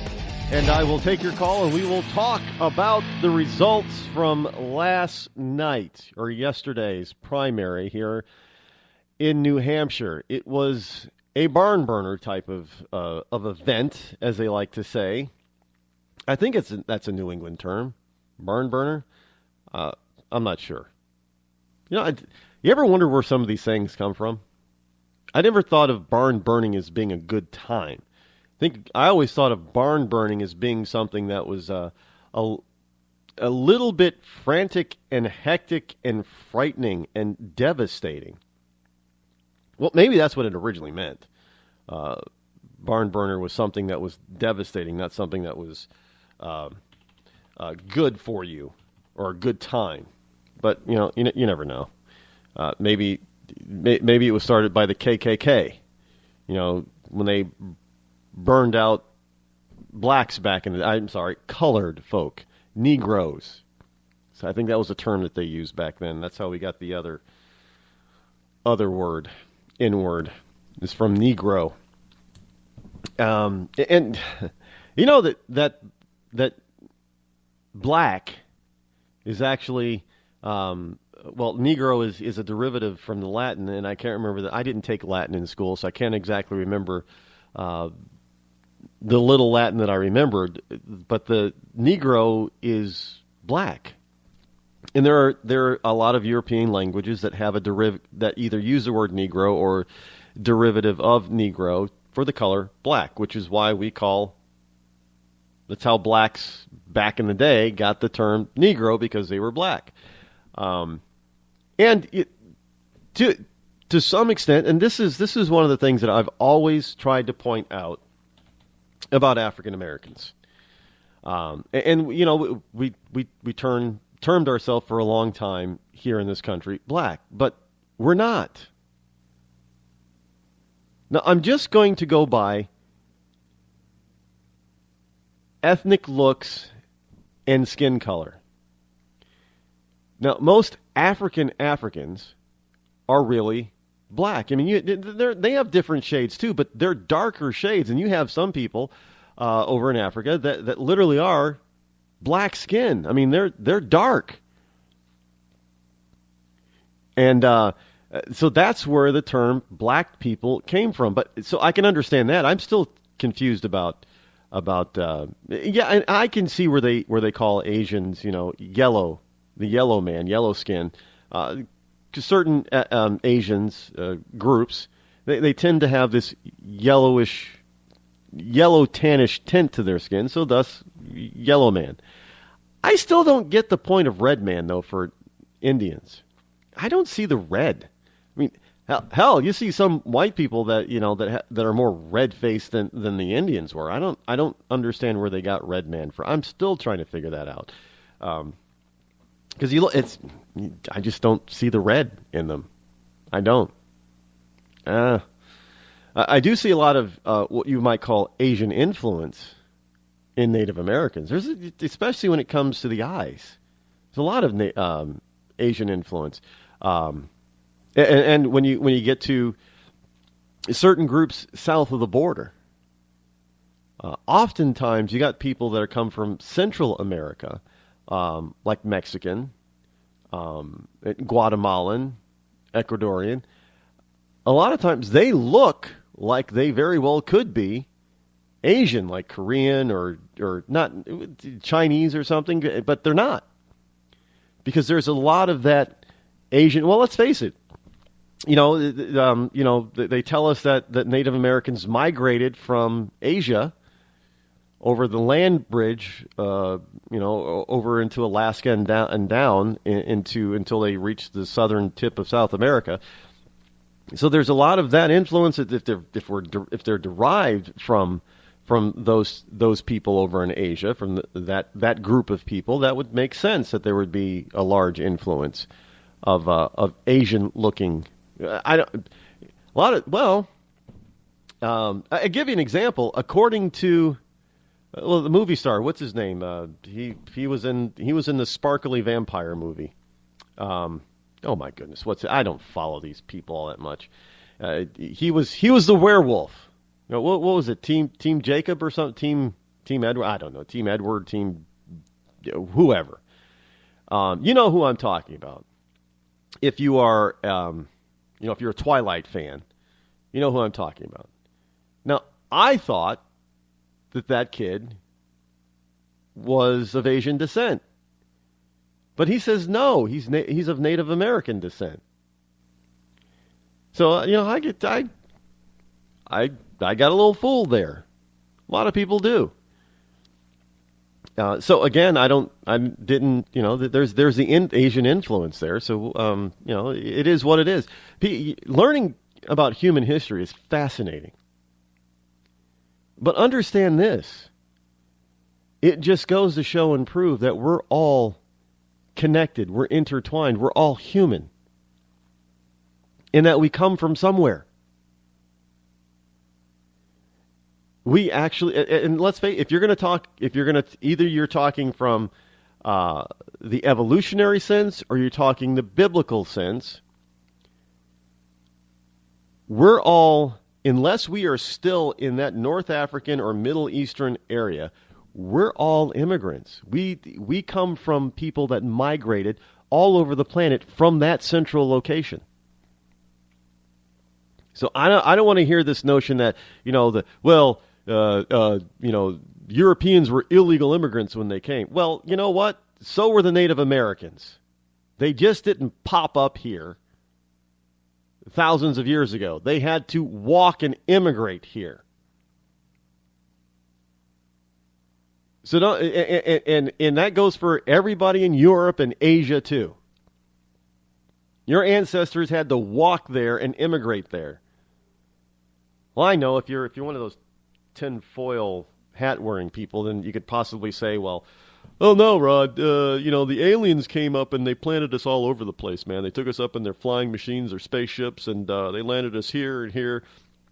And they did little experiments to make us look different. That's why we look different. Yeah, I've actually heard that. It was the reason why humans look the way they look isn't because of environmental and lack of gene pool mixing. It was due to alien gene manipulation that gives us all our different looks. I know. I don't want to go the George Noory route, but there are people out there that believe that, which gives rise to why some people think that they're superior humans to other humans, because they think, well, hey, the aliens, I guess, they gave us a superior manipulation in our genes, and you guys got the inferior manipulations in your genes. Other than that, there is no other way to describe or support the theory that there are some people who are better than other people. And I've always said nobody's better than anybody else. We all have the same DNA. We're all human. We all have the same brain. However, that's where the difference ends, because many of us, especially liberals, don't use that brain. Just saying. Many individuals do not use their brain. And that's one of the things that really gets my goat, is when people do not think. It's called, it doesn't even, I don't even know why we call it critical thinking, because it doesn't take It's not a critical thing to think. All you got to do is just take a little bit of time just to actually think. Think past your own desires for a second. Look, this whole Sanders movement, as I mentioned earlier, this whole Sanders movement is all about selfishness. Now, they use and try to cloak this in this sort of, well, let's be fair. It's not, that's all I heard from Bernie Sanders last night was this isn't fair, or this is going to be fair, or nothing but fairness. Who's to determine what is fair? It is fair for you to take somebody else's work and then spread it around to people who don't. That's fair? Let me give you an example. First of all, in this country, I know we have corporations and, national and multinational corporations, but the vast majority of Americans, the biggest employer in this country, other than the government, is not multinational corporations. It's small and mid-sized businesses. Now, in this day and age, a small and mid-sized business can be international because of, computers and all that kind of stuff, technology. But for the most part, they're not. They're not on the same level as these so-called multinational corporations. But our biggest employer pool is not corporations. It's small and mid-sized business. And your so-called fairness doctrine is going to hurt those people the most.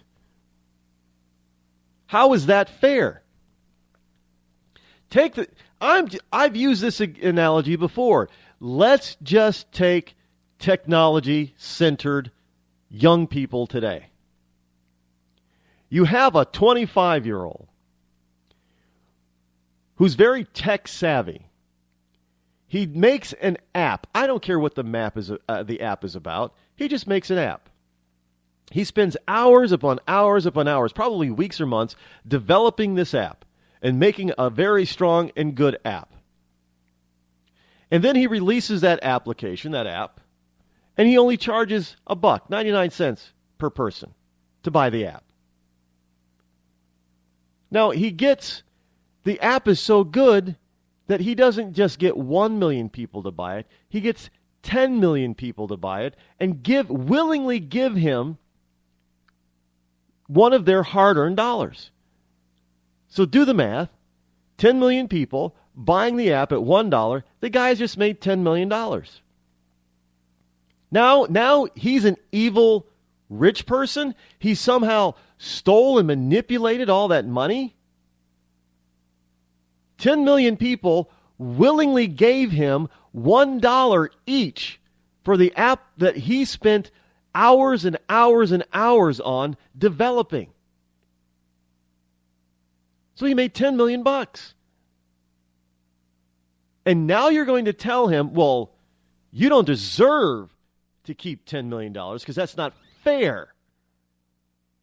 So under the Sanders plan, I'm going to tax you 85%. You're going to lose $8.5 million to the government because that's fair. Now I ask you, how is that fair? Well, maybe Rod, then, he should have just given it away for free. Okay. Then how is he supposed to buy a car, rent or buy a house, pay for his groceries, keep his electricity on, keep his lights on? How is he supposed to pay for all those computers that he needs in order to develop the app? How is he going to pay for all that stuff if he gives everything away for free? Well, after a certain point, you should give it away for free. Oh, so he should, I don't know, stop selling it after, 1 million people buy it then? So how is it fair for the people who paid for it and then give it away for nothing after the first million buy it? How is that fair? It's fair only in the minds of the person who wants something from that other person without working for it. And that, folks, is highly unfair. It is due to selfishness because you're jealous. It is due to selfishness and jealousy because you're jealous of this kid, this guy, this 25-year-old who developed something that a lot of people like and want to pay for. Nobody is twisting anybody's arm to buy that app. Well, that app is so useful. Yeah, but you know what? You lived an entire lifetime before that app was developed. You can live an entire lifetime after the app is developed without the app. Nobody's twisting your arm to give your dollar to this guy. So if I am willing to spend my money, give it to somebody else, why is that person a bad person who I give my money to? I willingly give my money to a lot of different companies. But Rod, you need it. No, I don't necessarily need all this stuff. I want it, which is why I buy it. I don't need it. I don't need to go to Walmart. Well, I rarely do, but you get the point. I don't need to buy anything in Walmart. And neither do millions upon millions of their customers. They don't need to go to Walmart. Well, they need stuff, right, to live. They don't have to buy it at Walmart.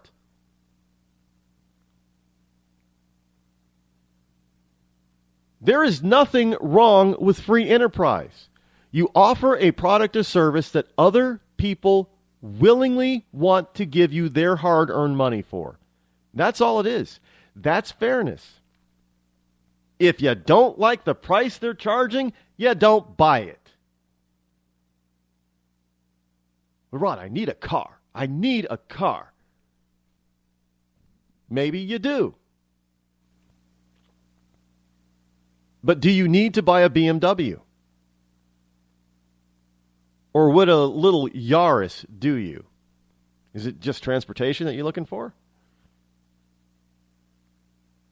You know, you can spend 35, 40 grand on a car, or you can spend 12, 13 grand on a car. But let me ask you, even in today's society, how is it that people got along without cars? How do we get along before the car was invented? Rod, we can't ride horses down the throughway or the freeway anymore. They won't allow us. Okay, so don't take the freeway. But it's the fastest way to get around. Then you got to play by the rules.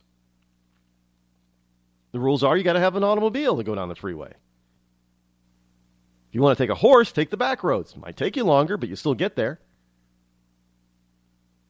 Or walk or bike. You don't need a car. Well, I need a car to get to work. Find a job where you don't have to commute. A lot of people earn their living by telecommuting or working online. You know, it's called working from your home. People have done that for centuries. All this so-called fairness is nothing more than a veil to cover up their selfishness. Rod, everybody should have health care. Really? Now, I'm going to sound extremely cruel and uncaring, but here's the actual facts about that. On one hand, you're complaining about the cost of college education. And just about everyone has to take out loans or get grants in order to go to medical school. Medical school is very expensive. So when they get out of school, now you've got these nurses, you got doctors and medical researchers and all that kind of stuff. They have a mountain of debt because they spent a lot of time in study and in classrooms learning about medicine. And so now that they've spent all that time You want them to not be properly compensated simply because you want free medical care. So you claim it's fair to you, but not justly compensating somebody else for their time, their efforts, their study, their expertise. That's being unfair to them. And the only reason it's fair to you to do that and say that is because you're selfish.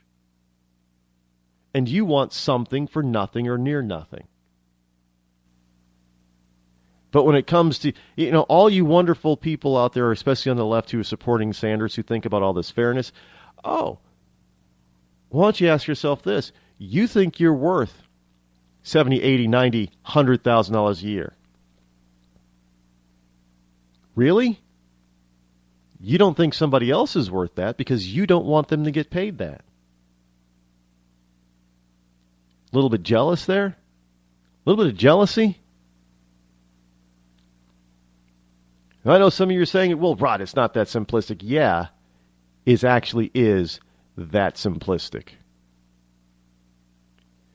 This so-called fairness doctrine is not fair because it is born out of jealousy and selfishness. You are jealous of somebody else's success because you haven't achieved the same thing. Forget the fact that it may have taken them decades to get there.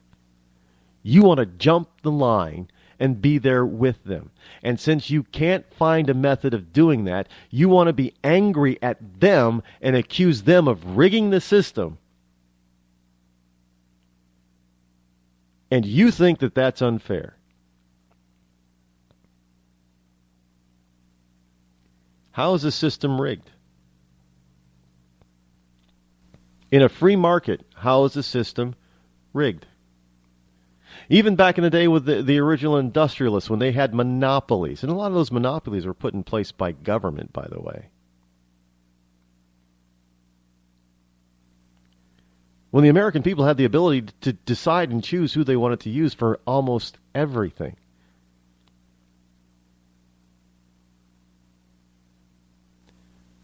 Well, if you don't have competition, Rod, well, you're not talking about increasing competition. You're talking about eliminating competition and putting the government in charge of everything. So, if government is run by people who can be greedy, people who can be mean, nasty, evil, all those other acronyms, and if you put those same people in charge of private companies, they're evil. But all of a sudden, that same mentality, that same person moves over to government, and he's fair? How is that possible? Are you telling me that only government is fair? Well, I would just like to show you and open up the entire world to you and show you the multitude of the population of this planet that would highly disagree with you.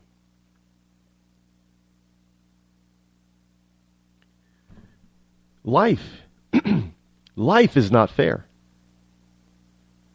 Nobody ever said it was. There isn't a single religion that says life is fair.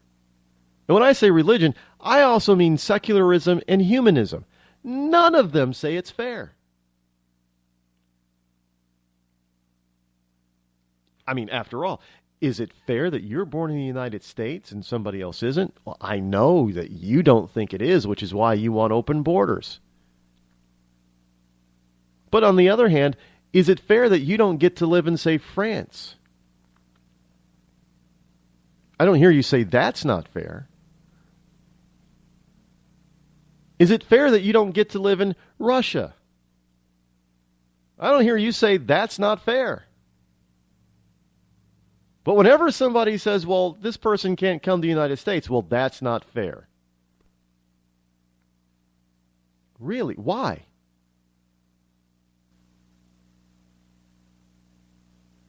It's due to jealousy and selfishness. And then you try to cover it up with guilt.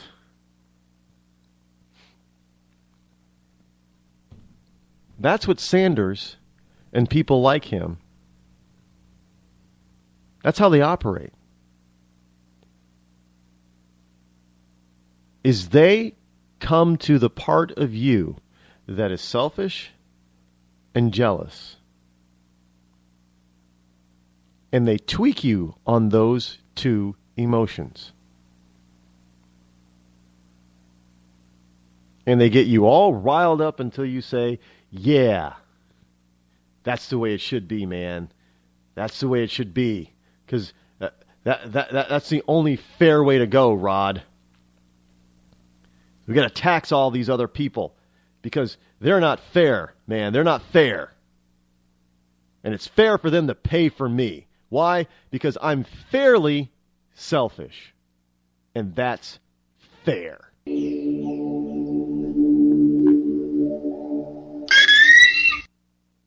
Give a man a fish and you feed him for a day. Sign him up for the Box of Bait Club and he'll never be hungry again. The Box of Bait Club is a brand new dream come true for every fisherman. Something new and different in your tackle box every month. Every month, another excuse to get outside and do what you love. Don't let this one get away. The Box of Bait Club is currently accepting a limited number of pre-orders with subscriptions starting at $39.95 per month. Find out more now. Log on to boxofbaitclub.com. I'm just so happy my father had a chance to see his kids before he passed. I just want to say thank you. When her father fell ill, the American Red Cross was able to help get Veronica's brother home from the Navy to speak to his father one last time. It's thanks to your donations that we can connect military families when they need it most. Please donate today at redcross.org. When our water heater broke down last month, it was a nightmare. It took 5 hours for the plumber to show up, and he charged us a couple of $100 just to come out. And then it cost another $1,800 to put in the new water heater. By the time it was all said and done, I felt like I'd been taken. But what else could I do? The smartest thing you can do is get a home warranty from American Residential Warranty. Their home warranties pay to repair or replace all your major appliances when they break, and they will break, and at the worst possible time. Call American Residential Warranty right now for free information on home warranties starting at just pennies a day. Don't wait for your refrigerator to stop running or your ceiling fans to stop turning. Call American Residential Warranty right now. Ask how you can save up to 50% on washer and dryer coverage. Just call 1-800-616-8010. That's 1-800-616-8010. Again, 1-800-616-8010. Call now. Are you tired of commuting to a job that makes someone else rich? Working harder than ever, but getting nowhere? Do you hate spending hundreds of dollars every week on daycare? Having someone else raise your children? With our opportunities, you can start earning money as soon as next week. You get to be the boss, work from home, and live a happier life.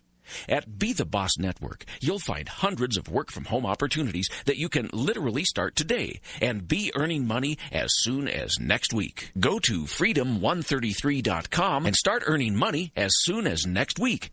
You get to be the boss. Get out of the rat race. Work from home. Go to freedom133.com right now and change your life today. That's freedom133.com. Go to freedom133.com and start earning money as soon as next week. You be the boss. Go to freedom133.com.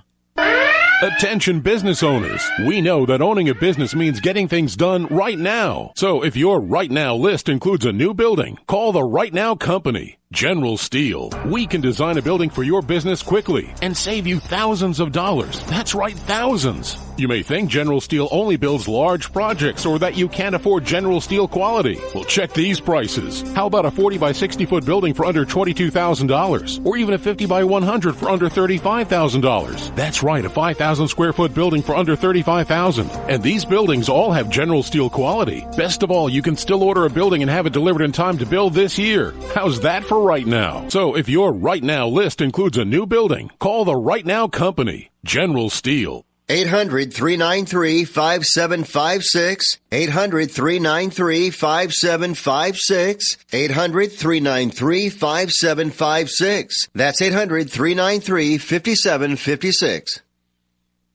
Tired of paying outrageous prices for Viagra? Well, we have great news for you. Now you can finally get Viagra at huge discounts. Healthy Man allows you to save up to $500 on Viagra. Why pay U.S. pharmacy prices of $15 per pill or more when you can get Viagra for less than $3 a pill? Call today and get 40 Viagra pills for only $99. This can cost as much as $600 at your local pharmacy. You can't afford not to call us. If you want Viagra at the lowest prices, never pay $15 a pill pharmacy prices again. Get Viagra for less than $3 a pill. Call 800-595-2614 today and save up to $500 and get 40 pills for just $99. Healthy Man is fast, easy, and affordable. Operators are waiting at 595-2614 to take your call now. Call 800-595-2614. That's 800-595-2614. Again, 800-595-2614.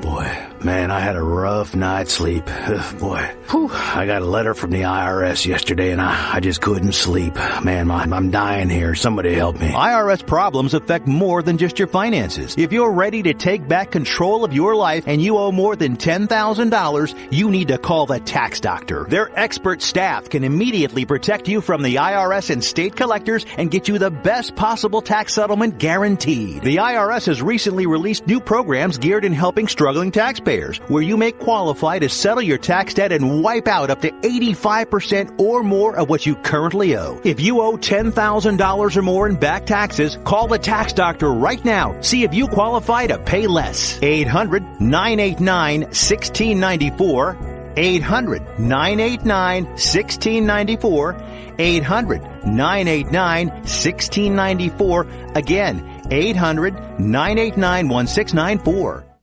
You want to know what time it is? It's time to bring the rain. Zinc Media. Feel the power of knowledge.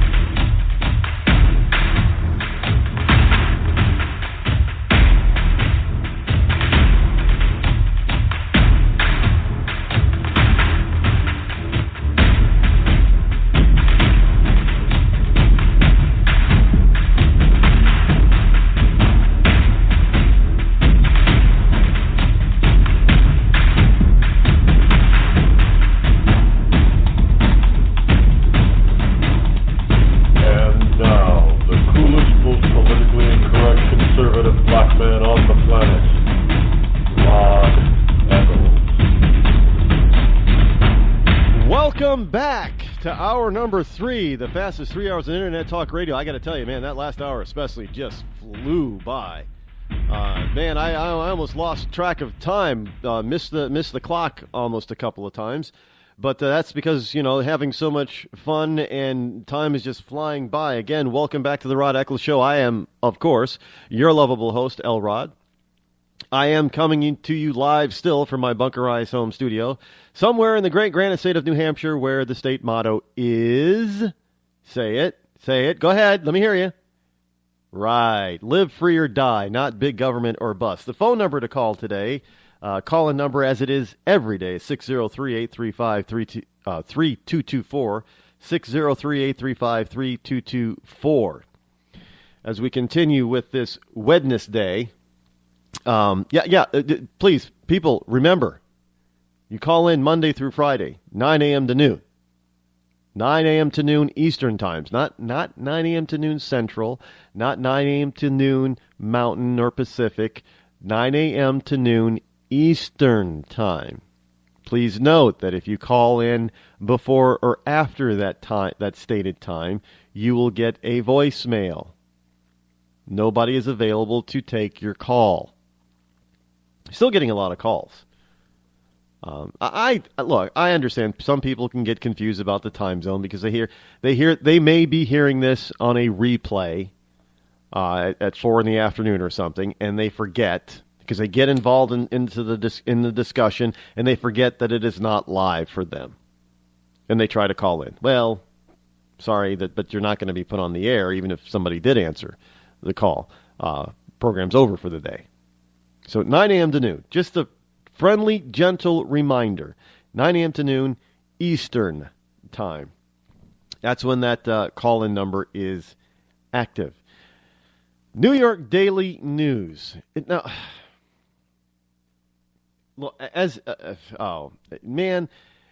You'll see the. I'll put a link up on rodeccles.net for you to be able to see this picture. By the way, let me take what I don't do this, and I've been told by everybody and their brother and sister that's in the industry that I need to do more of this, and for whatever reason I don't do this.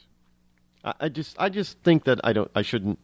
Well, I don't want to sound like I'm self grandiose and self promoting all the time, but I guess since I have the mic and it's my show, why not tell a little bit about the stuff that I have to offer, like my social media accounts. Join them, follow them. Whatever the term is for that particular medium. Join the Facebook fan page, The Rod Eccles Show on Facebook, rodeccles.com/The Rod Eccles Show. We've approached 5,000 fans already. It's been a meteoric rise this year, in a year. I think just been growing. That page has been growing by leaps and bounds, and participation has gone through the roof. I mean, interaction and participation by other fans. Well, I don't know why they call them fans, because not everybody over there is a fan of mine. Yes, there are some liberals who belong to the page. And, they're liberals because they comment. So, do that. Follow the page. Get involved in the discussion. Here's your, you can interact with like-minded people and get to see a few people who are not like-minded express their opinions, and whether or not you think that those opinions are accurate or not. And there's your chance to, express your opinion on the topics at hand as well. Twitter. I mean, over 11,000 followers is what Twitter calls them, right? Yeah, over on Twitter. And look, I have conversations with people on Twitter. I do. I know it's 140 characters or less, and of late it seems like some of those conversations have been contentious because people are, I get Cruz people accusing me of being a Trumpite, and I get Trumpites accusing me of being a cruiser. And I get some Rubio people who think that I'm mamby-pamby, and I get some people who think I'm a wimpy person because I won't stay on the air who I support. But yeah, I get all that kind of stuff. And one of the things that you should use when you're over there, and you have me in your crosshairs on Twitter, is use the hashtag Bringing the Rain. You should use the hashtag Bringing the Rain. Let's see if we can get that hashtag up and running and really trending, shall we? Especially in this time of year. So hashtag Bringing the Rain. It's B-R-I-N-G-I-N-G. Or B-R-I-N-G-I-N-G. Bringing the Rain. Basically one word, Bringing the Rain. You know how hashtags work. Don't forget there's also Google Plus. Rod Eccles over at Google Plus. Now Twitter, it's simple. It's at LRod or Rod Eccles. Either way works over there. Google Plus, it's Rod Eccles. Have a growing list. What do they call them on Google? Oh, circles. I'm being included in more and more and more people's circles over there on Google Plus. Put me in your circle on Google Plus, because you get some different stuff over there on Google Plus than you do Facebook or Twitter. All it's different content for different. So and then there is some like content that's shared between all of my social media accounts, but each one also has its own unique exclusive content. So you might want to, join all three, follow all three, circle all three, and as well as LinkedIn. Rod Eccles over on LinkedIn.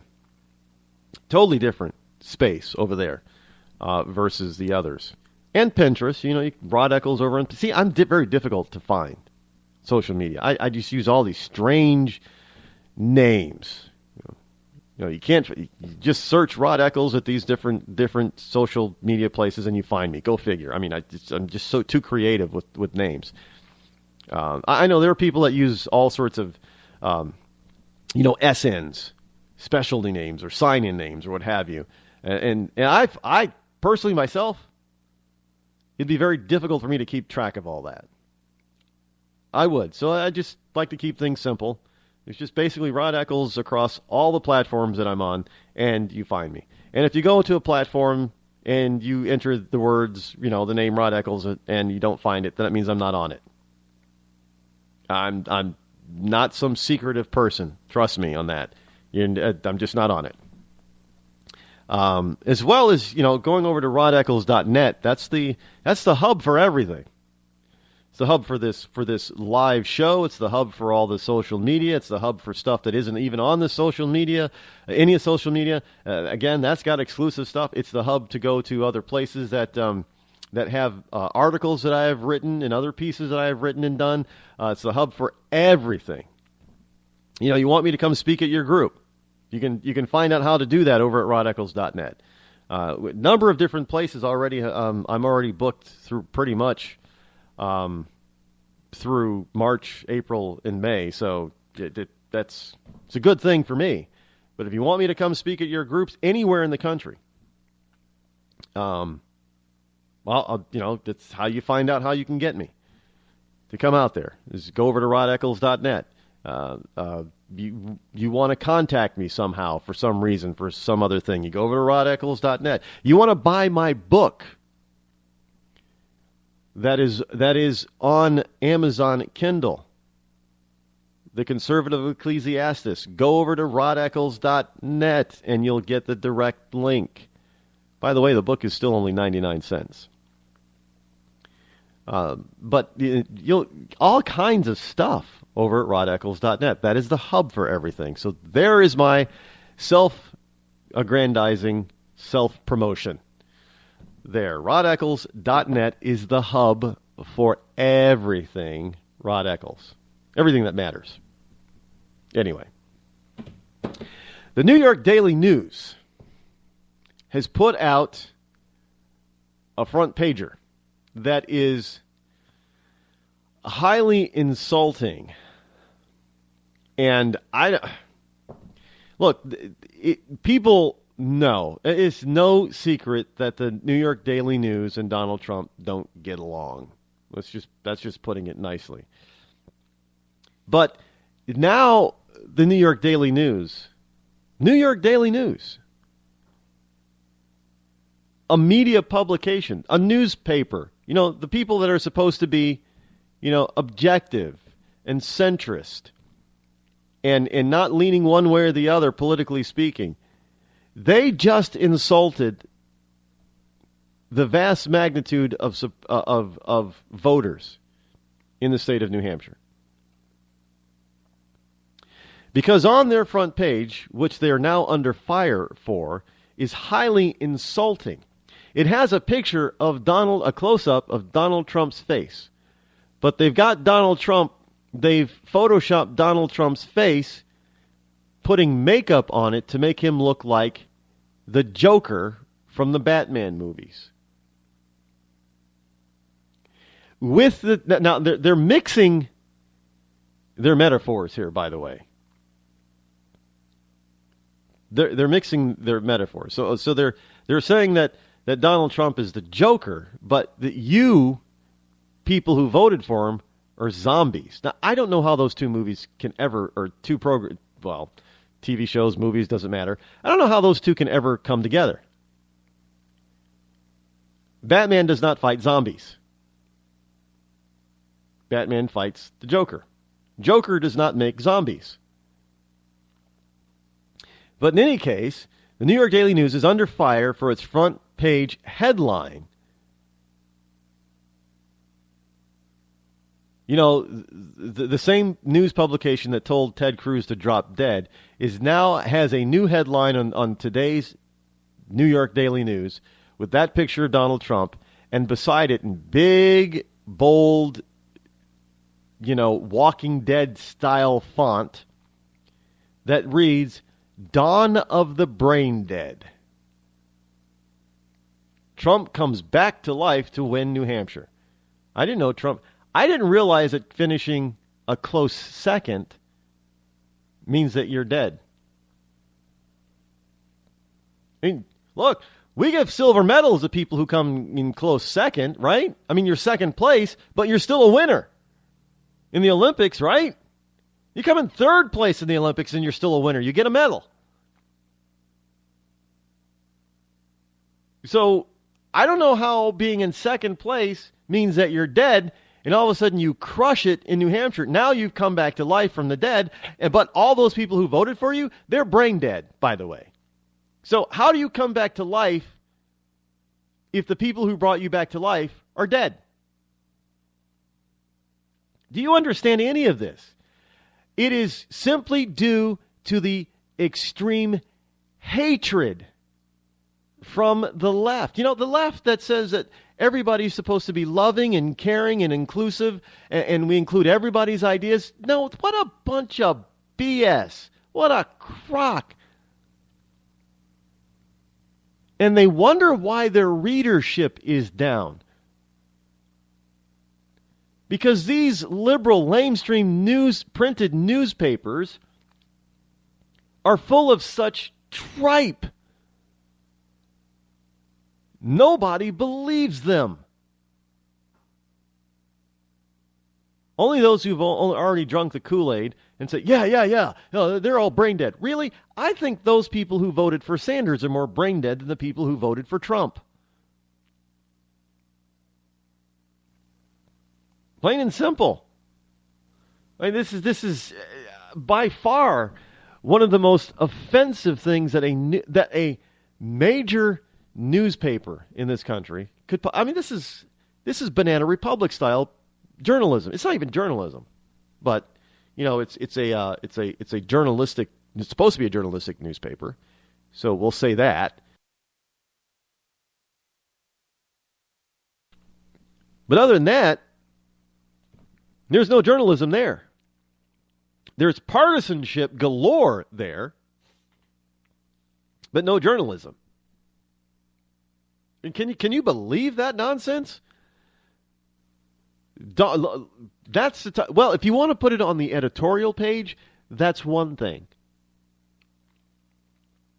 But you put it on the front page in full color. That's tabloidism.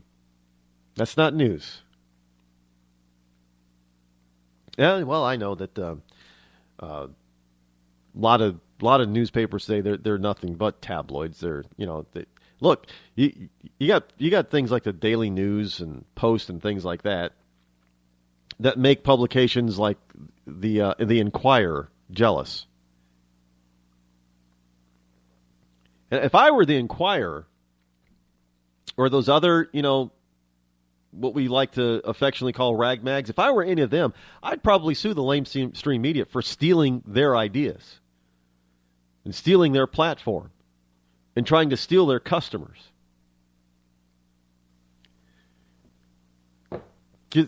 These types of things that these lames, New York Daily, I'm putting a moratorium on anything that comes out of the New York Daily News. You will not hear or see anything else from this day forward from the New York Daily News on this program. Because they're untrustworthy, they're too biased, they're not journalists, they're liars. They're liars because they say they're journalists. They say they're non-committal journalists. I mean, they're centrist and center, middle of the road. They're not. They're lying to you. They're talking out of both sides of the mouth. So with that, I cannot trust them. I cannot trust their sources. I cannot trust their stories. I cannot trust the news organization, period. Because they've proven time and time and time again to be untrustworthy to me. Now, you make your own determination about the New York Daily News, especially if you live within their distribution area, mainly New York City. New York City area. So you make your own determination. If you want to spend your money on it, fine, go ahead. If you want to support them by going to their website and doing other things, go right ahead. I am not going to contribute to them anymore. If I find them doing something or saying something via another publication, I'll mention it. But I am not going to support the likes of the New York Daily News. Just like I'm not going to support the likes of MS Mess or the Clinton News Network. I'm not going to support them.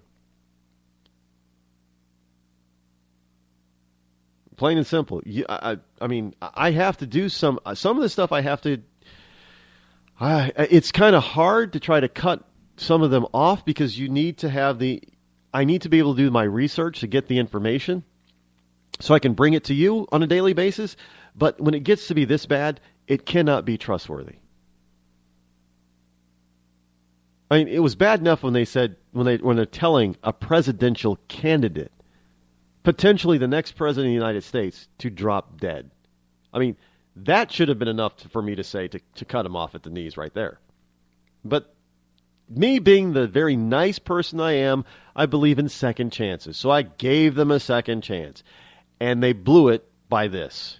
So you combine this title, calling all the New Hampshire voters brain-dead zombies, a complete and utter insult. Whether or not you voted for Trump or not, they still insulted you. I mean, this is centralized liberalism at its best. If you do not think like a liberal, then you must be a brain-dead zombie idiot. Because they know everything. All of their ideas are perfect. Even though none of their ideas have worked, they're still, their ideas are perfect. Their way of the world is the way everybody should view the world. Their vision of the world is the way everybody should view the world. Their way of believing how the world should work is the way that it should work. No other ideas are pertinent. No other ideas are valid. No other opinions are valid. Only theirs. If you agree with them, they love you. If you disagree with them, they will vilify, crucify, and hammer you. And I just cannot support a publication that is that overly oppressive and partisan. Now look, I can go to the Huffington Post and be okay with it because the Huffington Post doesn't make any qualms about them being left-leaning. They're a leftist organization. They admit it. Look, you're going to be honest about it. That's good. The New York Daily Post is lying to its readers by trying to tell them that they're not partisan, that they're middle of the road, and they constantly keep coming out with stuff like this. And their particular hatred for one private individual is beyond, it is just unbelievable. How you would get a national, well, they're not really national, but they do have some national reach. But you have a national publication that is supposed to be nonpartisan, that comes down time after time after time for the left side on this country, of the political aisle in this country, and demagoguing anybody who disagrees with them, especially those who are very successful, and point out how evil and partisan they are. Donald Trump has pointed this out to the New York Daily News, about the New York Daily News, time and time and time and time again, over years and years and years. This is not a new feud. This is an ongoing feud, but they have crossed the line one too many times, for me. And it should be one too many times for you. Because that's not news, folks. It's not news when you declare an entire group of people, large group of people, in a particular state that they look down upon, by the way. We're a bunch of hicks and hayseeds up here in New Hampshire, according to New York Cityites and the New York Daily News. How do you support somebody who demagogues an entire population like that? Well, Rod, you do it. Yes, I'm a commentator. I am not a journalist, and I am not a news publication, and I don't pretend to be nonpartisan. There's a big difference. I can point out, the Huffington Post, they don't pretend to be a nonpartisan publication. If they would have said that, I still would have been upset, but I'd understand it and say, well, hey, it's just a, liberal media Huffington Post. But no, this came from a very well-respected newspaper that claims to be nonpartisan. In other words, what else is a New York Daily News lying about? Can you really, really, really trust such a publication? I can't.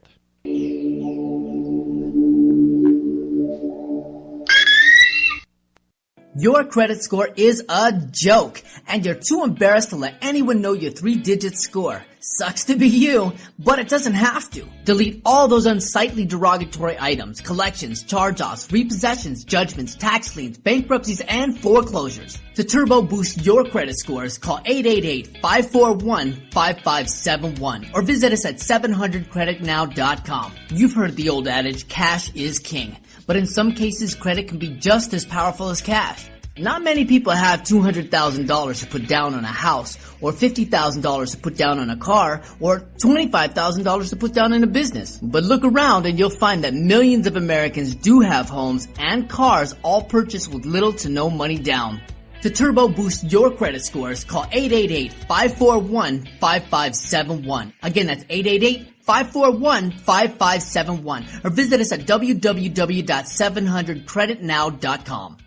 When our water heater broke down last month, it was a nightmare. It took 5 hours for the plumber to show up, and he charged us a couple of $100 just to come out. And then it cost another $1,800 to put in the new water heater. By the time it was all said and done, I felt like I'd been taken. But what else could I do? The smartest thing you can do is get a home warranty from American Residential Warranty. Their home warranties pay to repair or replace all your major appliances when they break, and they will break, and at the worst possible time. Call American Residential Warranty right now for free information on home warranties starting at just pennies a day. Don't wait for your refrigerator to stop running or your ceiling fans to stop turning. Call American Residential Warranty right now. Ask how you can save up to 50% on washer and dryer coverage. Just call 1-800-616-8010. That's 1-800-616-8010. Again, 1-800-616-8010. Call now. Did you ever look at the stains in your coffee cup and then realize that's exactly what happens to your teeth? Power Swabs is the 5-minute solution to get your teeth white without visiting the dentist. This is Ben Gordon with Power Swabs, and if your teeth are stained from coffee, tea, or smoking, all it takes is 5 minutes with Power Swabs. In 5 minutes, you'll see an average of 2 shades whiter teeth, and in 7 days, 6 shades. It's clinically proven to whiten natural teeth as well as caps and veneers. The secret is a tooth detergent that was developed by Dr. Martin Ginniger that lifts stains off of your teeth. Best of all, there's no messy strips or trays that you have to leave in your mouth for an hour. Just swab your teeth for 5 minutes and you're done. To try Power Swabs risk-free, call 1-800-291-5140. That's 1-800-291-5140. I guarantee your bright white smile will have your friends talking about how great you look. Try it risk-free today. 1-800-291-5140. That's 1-800-291-5140.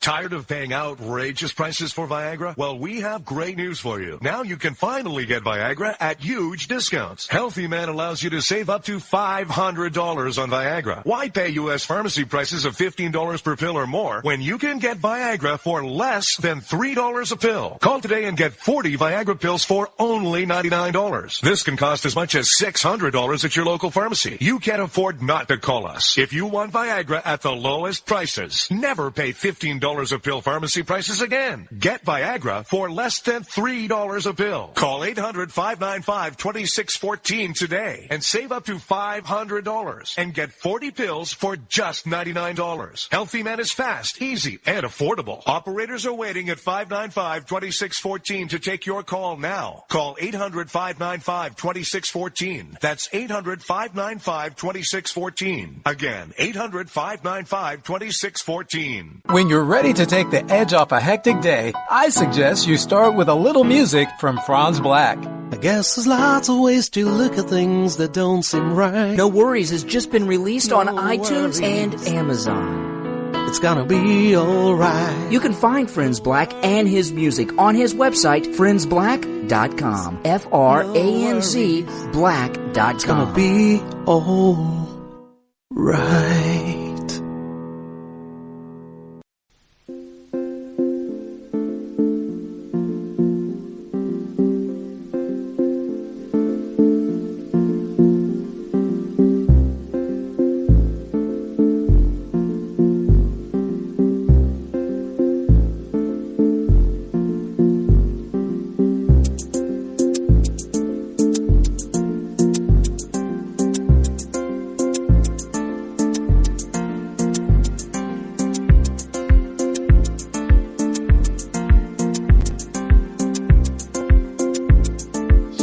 603-835-3224 is the number to call should you wish to join me here live on the Rod Eccles Show.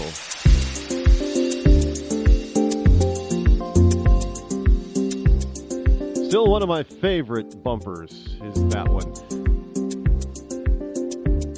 Love it to death. One of the things that has come across, speaking of trusting and not being able to trust the New York Daily News, is the notion of people trying to trust government. This is where you have all those wonderful people that voted for Bernie Sanders. They're putting their trust in government instead of themselves.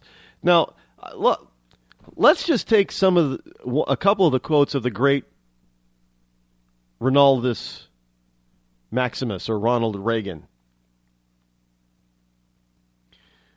You know, everybody knows the term or the quote that Ronald Reagan says. He says, well, you know, the most terrifying words in the English language are, "I'm from the government and I'm here to help." Those words never rang more true. But here's the other thing that Ronald Reagan also said that rings true today. And, you know, because there was a question that was asked of Democratic candidates, what's the difference between a Democrat and a socialist? And what's the difference between a progressive and a socialist? And they refused to answer the question because the answer is there is no difference, but none of them wanted to answer that because then it would, you know, do something that Bernie Sanders is doing, is outing them. And they didn't want to be outed. That's why they don't like Bernie Sanders, because Bernie Sanders is an out and out. He's an out and proud socialist. And most of Democrats are trying to hide that fact because they know that the American people don't want socialism. They just try to ram it down our throat every chance they get. That's all. But another quote from Ronald Reagan is, "How do you tell a communist?" And he said, well, it's someone who reads Marx and Lenin. And he said, how do you tell an anti-communist? And he said, it's someone who understands Marx and Lenin. We got all these wonderful college students and millennials that are out there reading Saul Alinsky and reading Marx and reading about Lenin, but they don't understand anything about them. You hear all these idiots talking about how wonderful socialism is in the Nordic countries like Sweden and Finland and Norway and Denmark, and how they did such a great job over in Iceland and Greece and Spain, and they don't understand what's going on over there. Iceland, Greece, and Spain went broke. Sweden, Finland, Denmark, Norway have been trying to change their socialistic system. And if you're like Sweden, you change parts of it 3 times in about 30 years. But you don't hear that stuff because they don't understand it. But there are people who do understand it, which is why they cannot or refuse to tell you, give you the answer to what's the difference between a progressive and a socialist. Because they know there is no difference. So basically, they're lying to you. And it's just plain and simple. It's a lie by omission. And a lie by omission is still a lie. People are saying that Bernie Sanders is trustworthy. Well, on the surface, he is, as I explained earlier. I trust Bernie Sanders too, but I also understand Bernie Sanders. I just don't read Bernie Sanders. I understand Bernie Sanders. And I trust that Bernie Sanders will try to attempt to accomplish everything and more that he says he will try to accomplish. But since I understand him, I also know that he's not telling everybody that's supporting him the whole truth. He's lying by omission, yet these people trust him for the wrong reason. About 1/3, this is from Newsmax, about 1/3 of New Hampshire Democrats say their choice for president should be an honest and trustworthy person. Now, there's 2 scary parts about that. One, the first and most glaring thing that you probably think is not the main reason, but I'm going to tell you what it is that you're going to say that, oh, but these people, they trust Bernie? And that some of them trust Hillary? Yeah, that's a problem. That really is, but that's not the number one problem. The number one problem with that statement is only 1/3 of them say that their choice should be for an honest and trustworthy person. That means 2/3 of them are more than willing to support somebody that they believe and know is not honest and trustworthy. Do you understand that? See, this is where people read stuff, but they don't understand stuff. Here's the problem. About 1/3 of New Hampshire Democrats say that their choice for president should be honest and trustworthy. And those who did vote based on that qualification overwhelmingly voted for Vermont Senator Bernie Sanders. What it should have read was, about 2/3 of New Hampshire Democrats say that honesty and trustworthiness has no place in deciding or making their decision for president.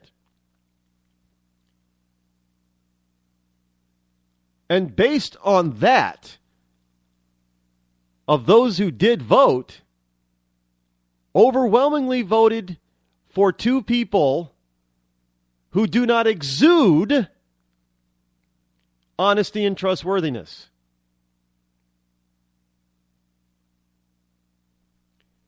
That's when you begin to understand the left. Don't listen to what they say. Listen to what they don't say. That'll tell you more about anyone, left or right, than what they do say. I know you hear people say, well, actions speak louder than words. Well, a lot of times we don't have enough history or action by these people to determine them. So you got to listen to what they don't say. Bernie Sanders talks about fairness and raising taxes, but what he doesn't say is how he's going to tax, who he's going to tax, and how much he's going to end up taxing.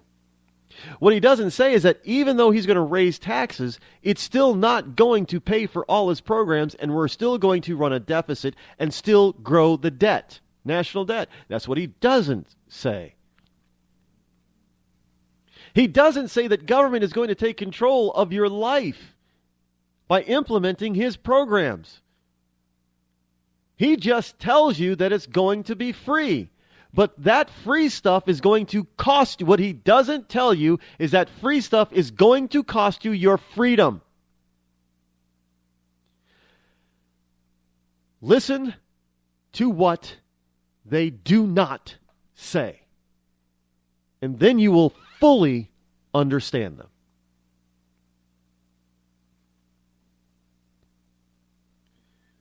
Trustworthiness obviously doesn't run very deep in political circles. Washington Post reports this story. FBI arrests nearly all of the top officials of Crystal City, Texas. Now, as I was reading this story, I saw something very glaring. Again, what do they not say? 5 out of 6 top officials of this small Texas city were arrested last week under federal indictment, accusing them of taking tens of thousands of dollars in bribes and helping the operator of an illegal gambling operation who went by the name Mr. T. Now, what they did not say is more important than what they did say. Washington Post here. Now, the Washington Post points out that one of the city fathers, elected officials, was a Republican. One. The other 4 officials that they did mention by name, they did not list party affiliation. Now, why did they list one of them as a Republican? The party affiliation of one who was a Republican, and not the other 4. Because if you just listened to them or just read them, you would have missed it. But if you read what they did not print, you would fully understand that those other 4 people, because they did not list them as Republicans, were most likely Democrats.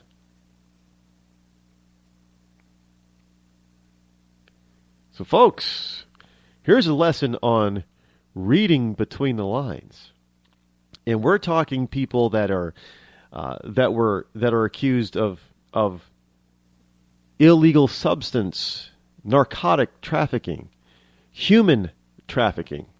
Yes, well, it's Texas. Why not?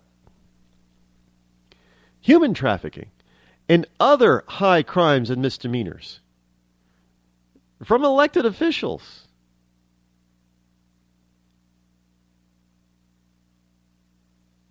That were most likely Democrat. But yet, only 1/3 of Democrats in New Hampshire say that trustworthiness and honesty is an important determination in voting for someone and supporting someone. But remember, what they don't print and say is that 2/3 of Democrats basically say that trustworthiness and honesty doesn't matter. As long as they say they're going to implement this agenda that they believe in, they're all for them.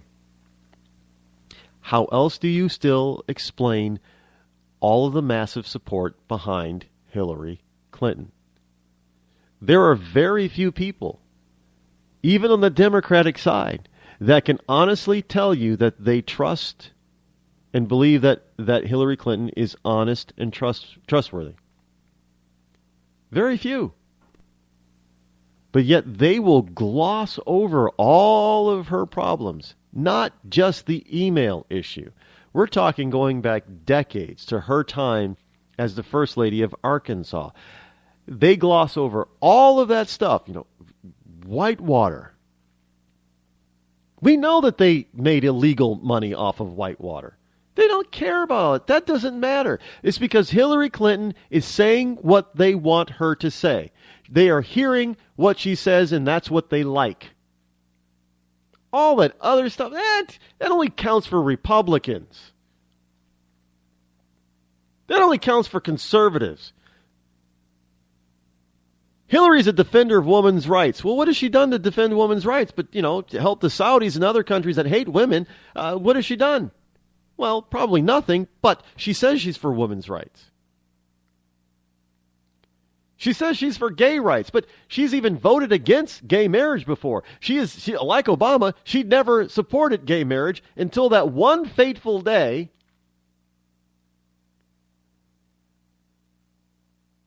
back in 2008 and in 2012 that she decided to, well, yeah, let's support gay marriage now because it's going to garner votes for us.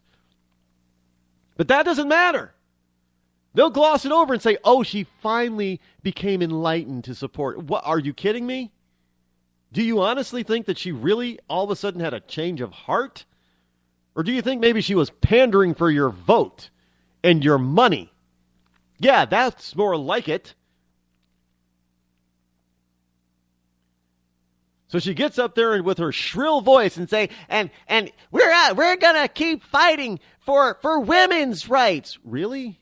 You're not fighting for women's rights overseas. These women are dying and being mutilated left and right, not fighting for them. We're going to fight for gay rights. Really? You were against gays until 4 years ago. We're going to fight for this kind of right and healthcare rights. And these are all human rights. And we're going to fight for human rights. Really? You've got a body count behind you. And it's hard to believe that you're not directly responsible for at least some of them. If anything, you're at least indirectly responsible for all of them. Life is a human right.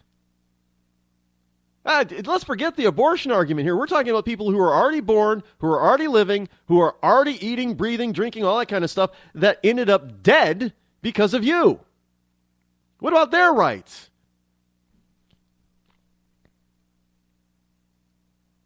But yet and still, none of that matters to Hillary supporters. That lack of honesty, that lack of trustworthiness does not matter. That's the scary part. The scary part is 2/3 of Democrats do not care about honesty and trustworthiness. Well, let me ask you, if they do not care about honesty and trustworthiness, do you think maybe 2/3 of Democrats themselves really aren't all that honest and trustworthy? I think you would be right. That's the scary part. That's the real story. I find it interesting that when you read liberal-leaning publications and they talk about all of these corrupt politicians, they rarely mention if somebody is a Democrat, but they will almost always tell you when they're a Republican. Even in the same damn story, the Washington Post points out directly the one Republican that gets arrested out of the 5. The other 4, no party affiliation mentioned at all, which means they're Democrats. Most likely. And understand, they were all elected.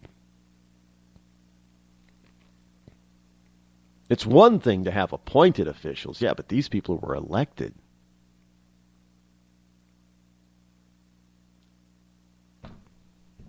Texas.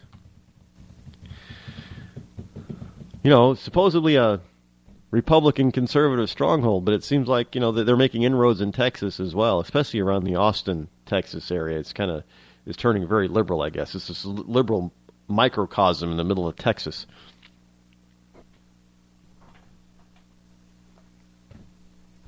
They arrest 5 out of 6 city council members. 5 out of 6. One guy shows up to work. He's the only one there because the other 5 are in jail. But trustworthiness and honesty, according to 2/3 of Democrats, is not all that important. And the reason why it's not important is simply because if it were important, they wouldn't be voting Democrat. They wouldn't be voting for the socialist. By the way, talk about big city Wall Street insiders. Another Obama administration member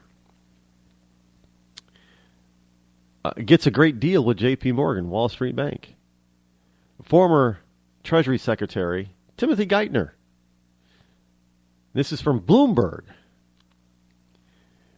Former Treasury Secretary Timothy Geithner gets a J.P. Morgan credit line to invest with Warburg Pincus.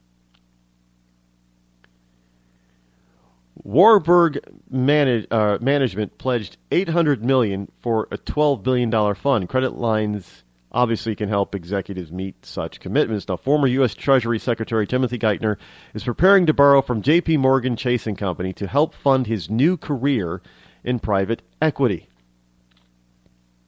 Geithner secured a credit line with J.P. Morgan, one of the largest banks he oversaw during the financial crisis, to finance personal investments in funds started by his current employer, Warburg Pincus, according to a filing with the New York Department of State. He is borrowing money to invest in a $12 billion private equity fund that the firm raised in November. Its first main fund since he joined almost 2 years ago. So Geithner, Treasury Secretary, who on the surface kept talking about the evil Wall Street banks and how they needed to be more regulated, and stood firmly behind Frank and Dodd when they wanted to regulate and re-regulate and over-regulate banks again.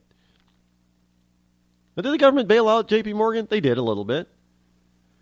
So Geithner leaves the Obama administration, steps down as Treasury Secretary, goes to work for a company, and in a short couple of years later is able to secure a line of credit, $800 million worth, it appears, in order to invest into a $12 billion equity fund.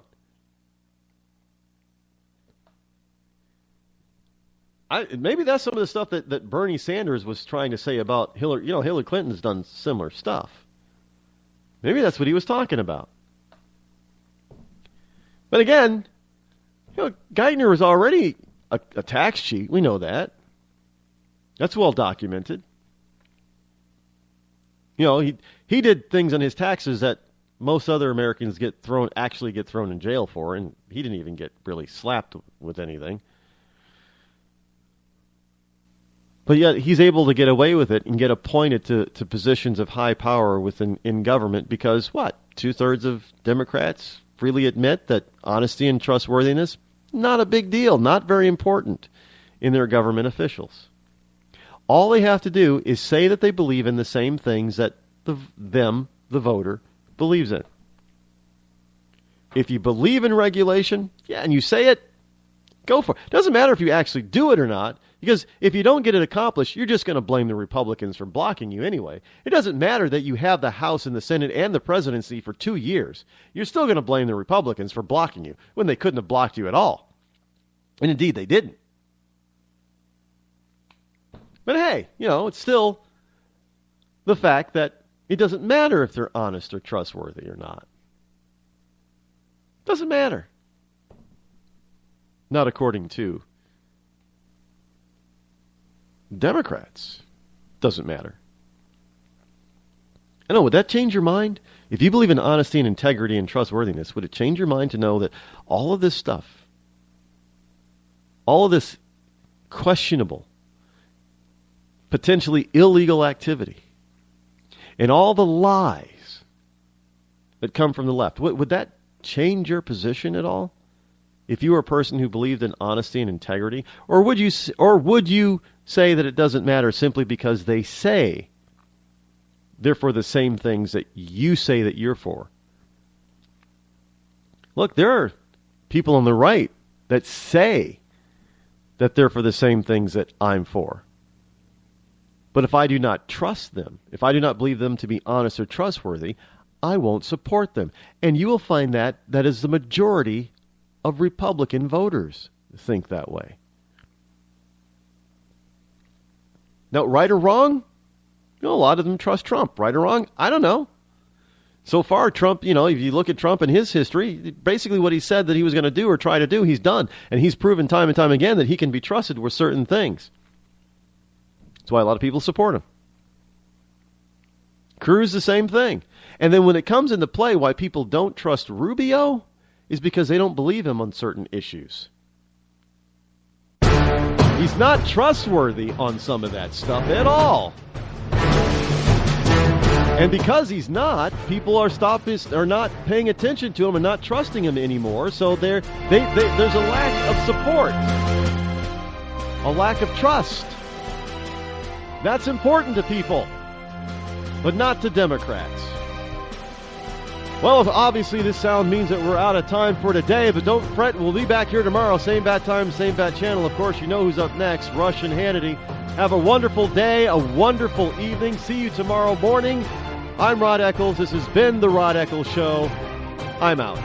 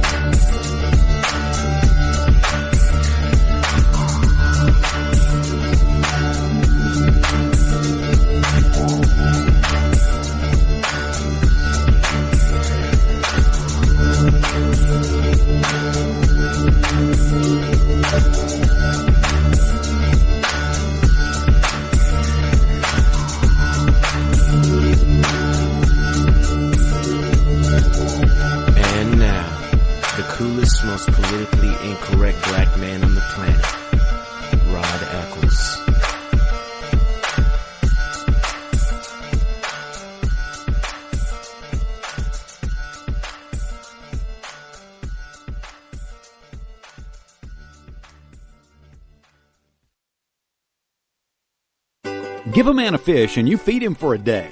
Sign him up for the Box of Bait Club and he'll never be hungry again. The Box of Bait Club is a brand new dream come true for every fisherman. Something new and different in your tackle box every month. Every month, another excuse to get outside and do what you love. Don't let this one get away. The Box of Bait Club is currently accepting a limited number of pre-orders with subscriptions starting at $39.95 per month. Find out more now. Log on to boxofbaitclub.com. I'm just so happy my father had a chance to see his kids before he passed. I just want to say thank you. When her father fell ill, the American Red Cross was able to help get Veronica's brother home from the Navy to speak to his father one last time. It's thanks to your donations that we can connect military families when they need it most. Please donate today at redcross.org.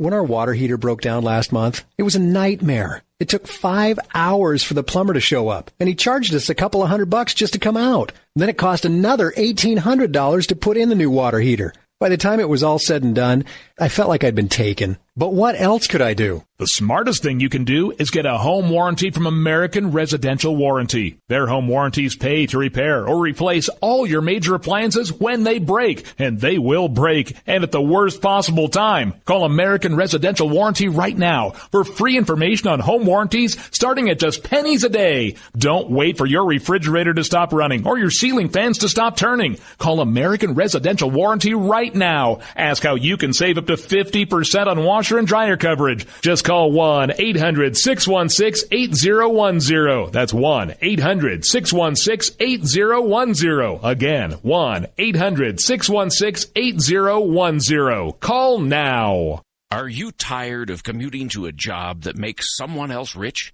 Working harder than ever, but getting nowhere? Do you hate spending hundreds of dollars every week on daycare? Having someone else raise your children? With our opportunities, you can start earning money as soon as next week. You get to be the boss, work from home, and live a happier life. At Be the Boss Network, you'll find hundreds of work-from-home opportunities that you can literally start today and be earning money as soon as next week. Go to freedom133.com and start earning money as soon as next week. You get to be the boss. Get out of the rat race. Work from home. Go to freedom133.com right now and change your life today. That's freedom133.com. Go to freedom133.com and start earning money as soon as next week. You be the boss. Go to freedom133.com. Attention business owners. We know that owning a business means getting things done right now. So if your right now list includes a new building, call the Right Now Company. General Steel. We can design a building for your business quickly and save you thousands of dollars. That's right, thousands. You may think General Steel only builds large projects or that you can't afford General Steel quality. Well, check these prices. How about a 40 by 60 foot building for under $22,000? Or even a 50 by 100 for under $35,000? That's right, a 5,000 square foot building for under $35,000. And these buildings all have General Steel quality. Best of all, you can still order a building and have it delivered in time to build this year. How's that for right now? So if your right now list includes a new building, call the Right Now Company, General Steel. 800-393-5756. 800-393-5756. 800-393-5756. That's 800-393-5756. Tired of paying outrageous prices for Viagra? Well, we have great news for you. Now you can finally get Viagra at huge discounts. Healthy Man allows you to save up to $500 on Viagra. Why pay U.S. pharmacy prices of $15 per pill or more when you can get Viagra for less than $3 a pill? Call today and get 40 Viagra pills for only $99. This can cost as much as $600 at your local pharmacy. You can't afford not to call us. If you want Viagra at the lowest prices, never pay $15 a pill pharmacy prices again. Get Viagra for less than $3 a pill. Call 800-595-2614 today and save up to $500 and get 40 pills for just $99. Healthy Man is fast, easy, and affordable. Operators are waiting at 595-2614 to take your call now. Call 800-595-2614. That's 800-595-2614. Again, 800-595-2614. Boy, man, I had a rough night's sleep. Boy, I got a letter from the IRS yesterday and I just couldn't sleep. Man, I'm dying here. Somebody help me. IRS problems affect more than just your finances. If you're ready to